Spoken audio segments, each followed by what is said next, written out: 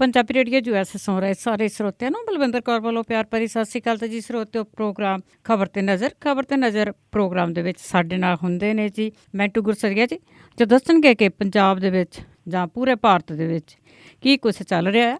ਚੋਣਾਂ ਦੇ ਦਿਨ ਆ ਜੀ, ਕੀ ਉਥਲ ਪੁੱਥਲ ਹੋ ਰਹੀ ਆ। ਆਪਾਂ ਕਰਦੇ ਹਾਂ ਜੀ ਗੱਲਬਾਤ ਮੈਂਟੂ ਗੁਰਸਰੀਆ ਜੀ ਨਾਲ। ਸਤਿ ਸ਼੍ਰੀ ਅਕਾਲ ਮੈਂਟੂ ਗੁਰਸਰੀਆ ਜੀ। ਜੀ ਸ਼ੁਕਰੀਆ ਜੀ, ਸਾਰਿਆਂ ਨੂੰ ਸਤਿ ਸ਼੍ਰੀ ਅਕਾਲ ਜੀ। ਤੇ ਮੈਂਟੂ ਗੁਰਸਰੀਆ, ਸਭ ਤੋਂ ਪਹਿਲਾਂ ਆਪਾਂ ਯੂਪੀ ਦੀ ਗੱਲ ਕਰਦੇ ਹਾਂ ਕਿ ਯਾਦਵ ਪਰਿਵਾਰ ਆ ਕਈ ਦਿਨਾਂ ਤੋਂ ਉਲਝ ਰਿਹਾ ਆਪਸ ਦੇ ਵਿੱਚ ਹੀ। ਪਿਓ ਪੁੱਤ ਦੀ ਜੰਗ ਆ, ਠੱਲਣ ਦਾ ਨਾਂ ਨਹੀਂ ਲੈ ਰਹੇ, ਤੇ ਸਾਈਕਲ ਦਾ ਵੀ ਬੜਾ ਪੰਗਾ ਪਿਆ ਹੋਇਆ। ਸਾਈਕਲ ਮਿਲ ਗਿਆ ਜੀ ਅੱਜ ਅਖਿਲੇਸ਼ ਯਾਦਵ ਨੂੰ, ਸਾਈਕਲ ਦਾ ਪੰਗਾ ਤੇ ਨਿਬੜ ਗਿਆ।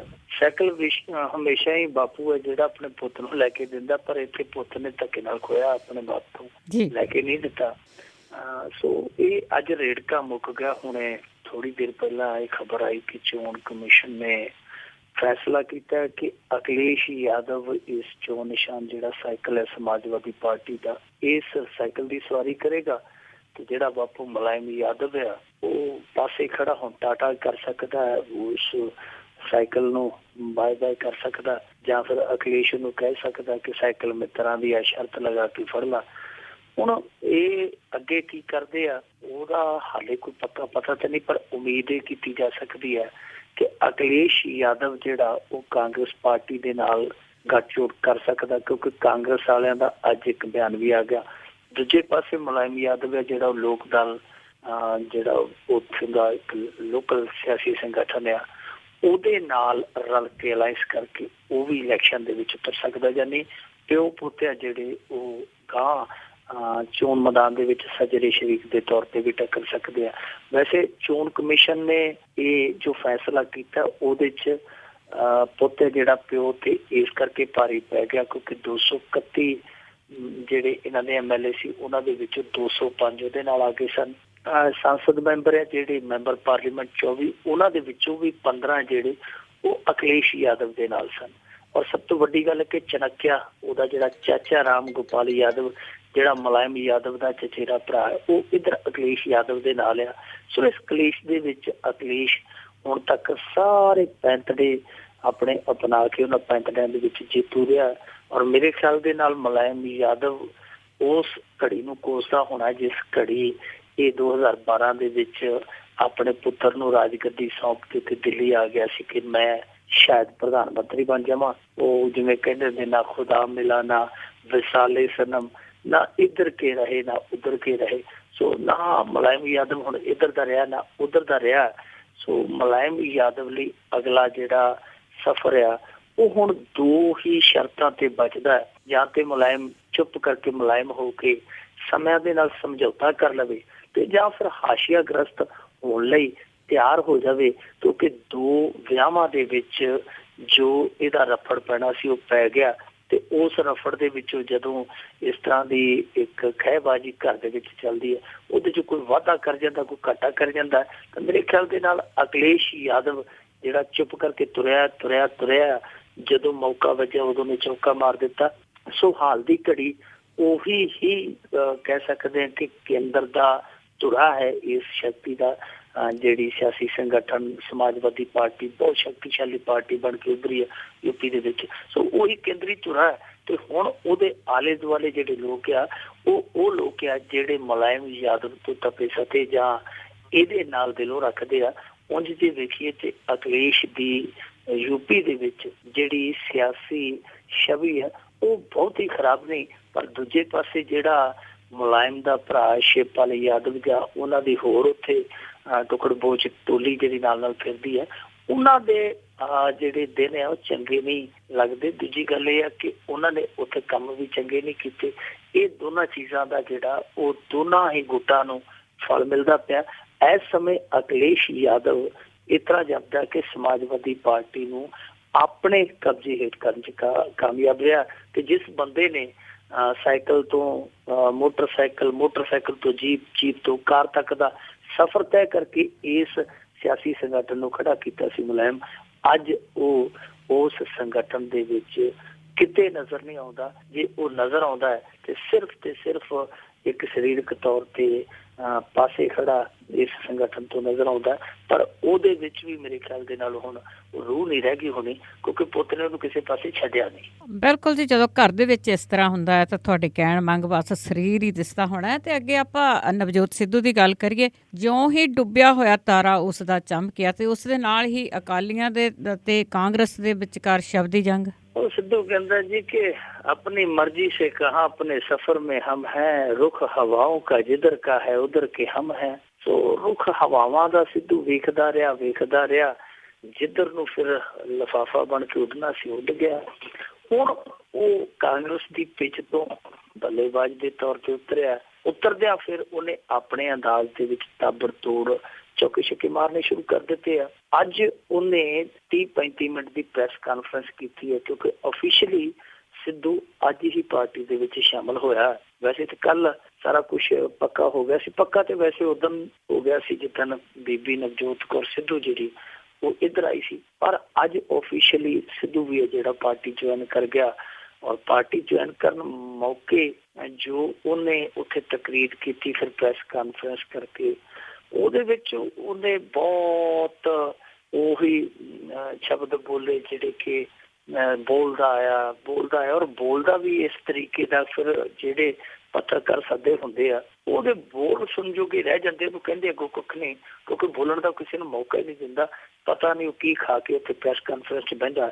ਅੱਜ ਉਹ ਪੈਂਦੀ ਸੱਟੇ ਇਹ ਅੱਖ ਲੱਗ ਪਿਆ, ਕਹਿੰਦਾ ਕਿ ਮੈਂ ਬਾਦਲਾਂ ਦੀ ਪੋਲ ਖੋਲਾਂਗਾ, ਹੁਣ ਨਾਲੇ ਬਾਬੇ ਨੂੰ ਮੈਂ ਕਹਾਂਗਾ ਕਿ ਭਾਗ ਬਾਬਾ ਭਾਗ, ਜਨਤਾ ਆ ਰਹੀ ਹੈ ਕੁਰਸੀ ਖਾਲੀ ਕਰ ਦੇ। ਨਾਲ ਉਹਨੇ ਉਹੀ ਫਿਰ ਰਾਗ ਅਲਾਪਿਆ ਕਿ ਮੈਂ ਪੰਜਾਬ ਨੂੰ ਚੁਣਿਆ ਤੇ ਅਕਾਲੀ ਭਾਜਪਾ ਗੱਠਜੋੜ ਨੇ ਆਪਣੇ ਗੱਠਜੋੜ ਨੂੰ ਚੁਣਿਆ, ਮੈਂ ਪੰਜਾਬ ਨੂੰ ਚੁਣ ਕੇ ਪੰਜਾਬ ਦੇ ਵਿੱਚ ਆਇਆ।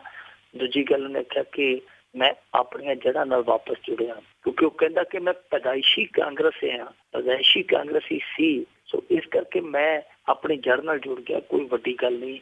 ਤੇ ਦੂਜੀ ਗੱਲ ਉਹਨੇ ਜਿਹੜੀ ਸਭ ਤੋਂ ਵੱਡੀ ਗੱਲ ਆਖੀ ਉਹ ਇਹ ਆਖੀ ਕਿ ਪੰਜਾਬ ਨੂੰ ਕਦੇ ਹਰੀ ਕ੍ਰਾਂਤੀ ਦੇ ਤੌਰ ਤੇ ਵੇਖਿਆ ਜਾਂਦਾ ਸੀ, ਪਰ ਅੱਜ ਇੱਥੇ ਪੀੜ੍ਹੀਆਂ ਜਿਹੜੀਆਂ ਉਹ ਡੁੱਬਦੀਆਂ ਪਈਆਂ।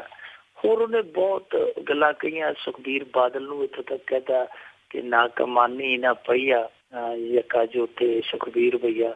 ਇਸ ਤਰ੍ਹਾਂ ਦੀਆਂ ਉਹਨੇ ਜਿਵੇਂ ਅਟਕਲ ਪੱਛੂ ਜੇ ਲਾਉਂਦਾ ਹੁੰਦਾ ਉਹਨੇ ਉਹ ਗੱਲਾਂ ਬਾਤਾਂ ਦੇ ਲਾਏ ਵੀ ਆ। ਪਰ ਉਹਨੇ ਇੱਕ ਚੀਜ਼ ਜਿਹੜੀ ਉਭਾਰ ਕੇ ਆਖੀ ਉਹ ਇਹ ਆਖੀ ਹੈ ਕਿ ਮੈਂ ਹੁਣ ਪੋਤੜੇ ਫੋਲਾਂਗਾ ਬਾਦਲਾਂ ਦੇ। ਦੂਜੀ ਗੱਲ ਉਹਨੇ ਇਹ ਆਖੀ ਹੈ ਕਿ ਇਹਨਾਂ ਨੇ ਪੰਜਾਬ ਨੂੰ ਲੁੱਟ ਪੁੱਟ ਕੇ ਆਪਣਾ ਕਰ ਭਰਿਆ। ਤੀਜੀ ਗੱਲ ਉਹਨੇ ਨਸ਼ੇ ਤੇ ਖਤਮ ਕੀਤੀ ਹੈ। ਚੌਥੀ ਗੱਲ ਉਹਦੀ ਜਿਹੜੀ ਉਹ ਹਮੇਸ਼ਾ ਦੇ ਭਾਸ਼ਣਾਂ ਵਾਂਗ ਉਹਨੇ ਇਹੋ ਕਿਹਾ ਕਿ ਮੈਂ ਪੰਜਾਬ ਪ੍ਰਸਤ ਹਾਂ ਤੇ ਮੈਂ ਪੰਜਾਬ ਨੂੰ ਚੁਣਿਆ, ਸੋ ਹੁਣ ਮੈਂ ਪੰਜਾਬ ਦੀ ਸੇਵਾ ਕਰਾਂਗਾ। ਦੇਖੋ ਇੰਨੀ ਗੱਲ ਕਹਿਣ ਲਈ ਇਹ ਬੰਦਾ 146 ਦਿਨ ਚੁੱਪ ਰਿਹਾ ਜੀ। 146 ਦਿਨਾਂ ਬਾਅਦ ਇਹ ਬੋਲਦਾ, ਕਹਿੰਦਾ ਕਿ ਜੀ ਮੈਨੂੰ ਪੰਜਾਬ ਦਾ ਹੇਜ ਆ, ਮੈਨੂੰ ਪੰਜਾਬ ਪ੍ਰਸਤੀ ਹੈ ਜਿਹੜੀ ਉਹ ਸਿਰ ਚੜ੍ਹ ਕੇ ਬੋਲਦੀ ਹੈ। ਦੇਖੋ ਜੇਕਰ ਇਹ ਕਹਿੰਦਾ ਆ ਕਿ ਪੰਜਾਬ ਨਸ਼ੇ ਦੇ ਵਿੱਚ ਡੁੱਬ ਗਿਆ, ਪੀੜ੍ਹੀਆਂ ਜਿਹੜੀਆਂ ਰੁੜ ਗਈਆਂ, ਤੇ ਫਿਰ ਇਸ ਬੰਦੇ ਨੂੰ ਪੁੱਛਣ ਵਾਲਾ ਹੋਵੇ ਕਿ ਤੂੰ ਇੰਨਾ ਚਿਰ ਹੱਥ ਤੇ ਹੱਥ ਕਰਕੇ ਕਿਉਂ ਬੈਠਾ ਹੀ ਕਿਉਂ ਰਿਹਾ, ਇਹਨਾਂ ਦੇ ਨਾਲ ਤੁਰਦਾ ਕਿਉਂ ਰਿਹਾ। ਕੋਈ ਸਮਾਂ ਸੀ ਜਦੋਂ ਤੂੰ ਪ੍ਰਕਾਸ਼ ਸਿੰਘ ਨੂੰ ਆਪਣਾ ਪਿਤਾ ਕਹਿੰਦਾ ਹੁੰਦਾ ਸੀ ਕਿ ਮੇਰੇ ਪਿਤਾ ਦੇ ਸਮਾਨ ਆ। ਜੇ ਉਹ ਬੰਦਾ ਉਦੋਂ ਘਰ ਭਰਦਾ ਪਿਆ ਸੀ ਲੁੱਟ ਕੇ, ਤੇ ਤੂੰ ਉਹਨੂੰ ਪਿਤਾ ਕਾਹਤੋਂ ਕਹਿੰਦਾ ਸੀ ਕਿ ਪਿਤਾ ਪੁੱਤ ਉਦੋਂ ਇੱਕ ਸਨ। ਫਿਰ ਤੀਜੀ ਗੱਲ ਜਿਹੜੀ ਇਹ ਗੱਲ ਕਹਿੰਦਾ ਕਿ ਜੀ ਕਾਂਗਰਸ ਮੇਰੀ ਪੈਦਾਇਸ਼ ਹੈ, ਕਾਂਗਰਸ ਮੇਰਾ ਇਹ ਹੈ, ਕਾਂਗਰਸ ਮੇਰਾ ਉਹ ਹੈ। ਇਹ ਬੰਦਾ ਇਹ ਗੱਲਾਂ ਬੜੀ ਬੇਸ਼ਰਮੀ ਨਾਲ ਕਹਿੰਦਾ। ਇਹ ਉਹੀ ਬੰਦਾ ਹੈ ਜਿਹਨੇ ਆਖਿਆ ਸੀ ਕਾਂਗਰਸ ਤੋਂ ਮੁੰਨੀ ਸੇ ਵੀ ਜ਼ਿਆਦਾ ਬਦਨਾਮ ਹੋ ਗਈ ਹੈ। ਅੱਜ ਉਸੇ ਮੁੰਨੀ ਦੀ ਚੁੰਨੀ ਦੇ ਵਿੱਚ ਵੜ ਕੇ ਬਹਿ ਗਿਆ। ਕਦੇ ਇਸ ਬੰਦੇ ਨੇ ਆਖਿਆ ਸੀਗਾ ਕਿ ਨਰਿੰਦਰ ਮੋਦੀ ਹੈ ਜਿਹੜਾ ਉਹ ਭਾਰਤ ਨੂੰ ਸੋਨੇ ਦੀ ਚਿੜੀ ਬਣਾਉਣਾ ਚਾਹੁੰਦਾ ਹੈ, ਪਰ ਜਿਹੜੀ ਕਾਂਗਰਸ ਆ ਉਹ ਇਹਨੂੰ ਸੋਨੀਆ ਦੀ ਚਿੜੀ ਬਣਾਉਣਾ ਚਾਹੁੰਦੀ। ਹੁਣ ਉਸੇ ਚਿੜੀ ਨੂੰ ਇਹ ਤਲੀਏ ਚੋਕ ਚਗਾਉਣ ਡਿਆ, ਚਾਹੇ ਉਹ ਸੋਨੇ ਦੀ ਚਿੜੀ ਹੈ ਚਾਹੇ ਉਹ ਸੋਨੀਆ ਦੀ ਚਿੜੀ ਹੈ। ਫਿਰ ਇਹ ਆਂਦਾ ਸੀ ਜਿਹੜੀ ਇਹ ਕਾਂਗਰਸੀ ਲੁਟੇਰਿਆਂ ਦੀ ਬਰਾਤ ਆ ਤੇ ਜਿਹੜਾ ਮਨਮੋਹਨ ਸਿੰਘ ਆ ਉਹ ਇਹਦਾ ਲਾੜਾ। ਹੁਣ ਦੇਖੋ ਉਸੇ ਬਰਾਤ ਦੇ ਵਿੱਚ ਇਹ ਸਰਬਾਨਾ ਬਣ ਕੇ ਤੁਰ ਪਿਆ। ਸੋ ਨਵਜੋਤ ਸਿੱਧੂ ਦੀਆਂ ਜਿਹੜੀਆਂ ਗੱਲਾਂ ਨੇ ਉਹ ਗੱਲਾਂ ਦੇ ਵਿੱਚ ਨਿਰੋਲ ਸਿਆਸੀ ਪੁਣਾ, ਨਿਰੋਲ ਇੱਕ ਪਖੰਡ ਹੈ। ਜੇ ਪੰਜਾਬ ਦਾ ਇੰਨਾ ਹੀ ਜ਼ਿਆਦਾ ਸਿੱਧੂ ਪ੍ਰੇਮੀ ਹੁੰਦਾ ਤੇ ਇੰਨਾ ਚਿਰ ਲਾਉਂਦਾ ਥੋੜੀ ਇਹ ਤੈਅ ਕਰਨ ਦੇ ਵਿੱਚ ਕਿ ਮੈਂ ਪਾਰਟੀ ਕਿਹੜੀ ਜੁਆਇਨ ਕਰਨੀ ਆ। ਸੋ ਇਹਨੇ ਅੱਜ ਇੱਧਰੋਂ ਸ਼ਬਦੀ ਤੀਰ ਛੱਡ ਦਿੱਤੇ ਜੋ ਕਿ ਨਹੀਂ ਛੱਡਣੇ ਆ, ਔਰ ਇਹ ਕੰਮ ਲਈ ਇਹਨੂੰ ਲਿਆਂਦਾ ਗਿਆ। ਤੁਹਾਨੂੰ ਯਾਦ ਹੋਣਾ ਹਰਿਆਣੇ ਦੇ ਵਿੱਚ ਜਦੋਂ ਅਸੈਂਬਲੀ ਚੋਣਾਂ ਸਨ, ਸਿੱਧੂ ਨੇ ਵਕੀਲ ਦੇੜ ਦਿੱਤੇ ਸੀਗੇ ਬਾਦਲ ਪਰਿਵਾਰ ਦੇ ਅਕਾਲੀਆਂ ਨੂੰ। ਬਹੁਤ ਇਹਨੇ ਪਾਣੀ ਪਿਆ ਕੇ ਕੋਸਿਆ ਸੀ। ਉਹੀ ਗੱਲ ਜਿਹੜੀ ਹੈ ਕਿ ਨਵਜੋਤ ਸਿੱਧੂ ਦਾ ਹੁਣ ਕੰਮ ਇਹੀ ਰਹੇਗਾ, ਉਹ 4 ਦਿਨ ਧੂੰਆਂ ਧਰ ਪ੍ਰਚਾਰ ਕਰੇਗਾ ਜਿਹੜੀ ਕਿ ਉਹਦੇ ਕੋਲ ਕਲਾ ਹੈ। ਸੋ ਭਾਸ਼ਣ ਕਲਾ ਦੇ ਜ਼ਰੀਏ ਉਹ ਇਸ ਪਰਿਵਾਰ ਨੂੰ ਨਿਸ਼ਾਨੇ ਤੇ ਲਵੇਗਾ, ਔਰ ਕਾਂਗਰਸ ਲਈ ਸ਼ਾਇਦ ਇਹ ਕੁਝ ਹੱਦ ਤੱਕ ਥੋੜਾ ਜਿਹਾ ਫਾਇਦੇਮੰਦ ਹੋ ਸਕਦਾ ਕਿ ਸ਼ਹਿਰੀ ਵੋਟ ਨੂੰ ਇਹ ਬੰਦਾ ਪ੍ਰਭਾਵਿਤ ਵੀ ਕਰ ਸਕਦਾ, ਔਰ ਕਰਾਊਡ ਪੁੱਲਰ ਹੈਗਾ ਜਿੱਥੋਂ ਤੱਕ ਇਹਦੇ ਰੋਲ ਦੀ ਸੰਭਾਵਨਾ। ਬਹੁਤਾ ਨਵਜੋਤ ਸਿੱਧੂ ਇਸ ਇਲੈਕਸ਼ਨ ਤੇ ਕੋਈ ਚਮਤਕਾਰੀ ਪ੍ਰਭਾਵ ਪਾ ਦੇਗਾ, ਉਹ ਗੱਲ ਥੋੜੀ ਜਿਹੀ ਝੂਠੀ ਜਾਪਦੀ ਹੈ। ਪਰ ਦੂਜੇ ਪਾਸੇ ਨਵਜੋਤ ਸਿੱਧੂ ਨੂੰ ਕਾਊਂਟਰ ਕਰਨ ਲਈ ਸ਼ਾਇਦ ਸੁਖਬੀਰ ਬਾਦਲ ਤੇ ਪ੍ਰਕਾਸ਼ ਸਿੰਘ ਬਾਦਲ ਪਹਿਲਾਂ ਹੀ ਤਿਆਰ ਬੈਠੇ ਸੀ। ਜਿਉਂ ਹੀ ਇਹਨੇ ਪ੍ਰੈਸ ਕਾਨਫਰੰਸ ਕੀਤੀ, ਉਹਨਾਂ ਨੇ ਤਾਬੜਤੋੜ ਤਿੰਨਾਂ ਨੇ ਬੀਬਾ ਹਰਸਿਮਰਤ ਕੌਰ ਬਾਦਲ ਵੀ ਵਿਚਾਰ ਲਈ, ਤਿੰਨਾਂ ਨੇ ਤਾਬੜਤੋੜ ਅੱਗੋਂ ਜਵਾਬ ਦਿੱਤੇ ਆ। ਸੁਖਬੀਰ ਸਿੰਘ ਬਾਦਲ ਨੇ ਤੇ ਇੱਥੋਂ ਤੱਕ ਆਖ ਦਿੱਤਾ ਕਹਿੰਦਾ ਇਹਨੇ ਆਉਣਾ, ਕਹਿੰਦਾ ਕਿ ਮਾਂ ਭਾਜਪਾ ਪਾਰਟੀ ਸੀ, ਹੁਣ ਮਾਂ ਸੋਨੀਆ ਬਣਾ ਲਈ, ਮਾਂ ਹੀ ਬਦਲ ਲੈਂਦਾ 6 ਮਹੀਨੇ ਬਾਅਦ, ਤੇ ਕੱਲ ਨੂੰ ਹੋ ਸਕਦਾ 6 ਮਹੀਨਿਆਂ ਬਾਅਦ ਇਹ ਮਨੁੱਖੀ ਬੰਬ ਬਣ ਕੇ ਇਸੇ ਮਾਂ ਨੂੰ ਉਡਾ ਦੇਵੇ। ਉਹ ਇੱਥੋਂ ਤੱਕ ਕਹਿ ਗਿਆ। ਬੀਬਾ ਹਰਸਿਮਰਤ ਕੌਰ ਬਾਦਲ ਕਹਿੰਦੀ ਜੀ ਕਿ ਤੇ ਆਲੂ ਗੰਢੇ ਲੈਣਾ ਗੋ, ਕਦੀ ਉਸ ਰੇਹੜੀ ਤੇ ਕਦੀ ਉਸ ਰੇਹੜੀ ਤੇ ਸ਼ਾਪਿੰਗ ਕਰਦਾ ਫਿਰਦਾ ਸੀ ਕਿ ਮੈਂ ਇੱਧਰੋਂ ਵੀ ਦਾ ਮਾਰ ਲਵਾਂ ਉੱਧਰੋਂ ਵੀ ਦਾ ਮਾਰ ਲਵਾਂ। ਪ੍ਰਕਾਸ਼ ਸਿੰਘ ਬਾਦਲ ਨੇ ਵੀ ਅੱਗੋਂ ਜਵਾਬ ਦਿੱਤਾ, ਕਹਿੰਦਾ ਕਿ ਕਾਂਗਰਸ ਦੇ ਹੱਥੋਂ ਵਿਕ ਚੁੱਕਿਆ ਹੈ ਬੰਦਾ, ਇਹਦਾ ਕੋਈ ਦੀਨਮਾਨ ਨਹੀਂ। ਜਿਸ ਭਾਜਪਾ ਨੇ ਇਹਨੂੰ ਉਂਗਲ ਫੜ ਕੇ ਤੋਰਿਆ ਸੀ, ਉਸੇ ਭਾਜਪਾ ਦੀ ਪਿੱਠ ਤੇ ਇਹ ਖੰਜਰ ਮਾਰ ਗਿਆ। ਸੋ ਇਹੋ ਜਿਹੀਆਂ ਗੱਲਾਂ ਬਾਦਲ ਪਰਿਵਾਰ ਨੇ ਵੀ ਸ਼ੁਰੂ ਕਰ ਦਿੱਤੀਆਂ। ਉਹਨਾਂ ਨੂੰ ਪਤਾ ਜੇ ਸਿੱਧੂ ਨੂੰ ਮੂੰਹ ਖੋਲਣ ਦਾ ਬਹੁਤਾ ਮੌਕਾ ਦਿਆਂਗੇ ਤੇ ਸਿੱਧੂ ਬਹੁਤ ਜ਼ਿਆਦਾ ਖੁੱਲ ਜਾਏਗਾ, ਫਿਰ ਇਹਦਾ ਸੁੱਚ ਬੰਦ ਕਰਨਾ ਜਿਹੜਾ ਔਖਾ ਹੋ ਜਾਣਾ। ਪਰ ਇਸ ਪੰਜਾਬ ਦੇ ਚੋਣ ਦੰਗਲ ਦੇ ਵਿੱਚ ਨਵਜੋਤ ਸਿੱਧੂ ਦੀ ਐਂਟਰੀ ਕੁਝ ਮਾਇਨਿਆਂ 'ਚ ਖਾਸ ਹੈ। ਖਾਸ ਇਹਨਾਂ ਮਾਇਨਿਆਂ 'ਚ ਹੈ ਕਿ ਨਵਜੋਤ ਸਿੱਧੂ ਜਦੋਂ ਹੁਣ ਰੈਲੀਆਂ ਕਰਨ ਉਤਰੇਗਾ, ਪ੍ਰਚਾਰ ਕਰਨ ਉਤਰੇਗਾ, ਤਾਂ ਉਹ ਭੀੜ ਜ਼ਰੂਰ ਜਟਾਏਗਾ ਜਿਹਦਾ ਫਾਇਦਾ ਕਾਂਗਰਸ ਲੈ ਸਕਦੀ ਹੈ। ਜੇ ਨਹੀਂ, ਇਹ ਸਮਾਂ ਦੱਸੇਗਾ।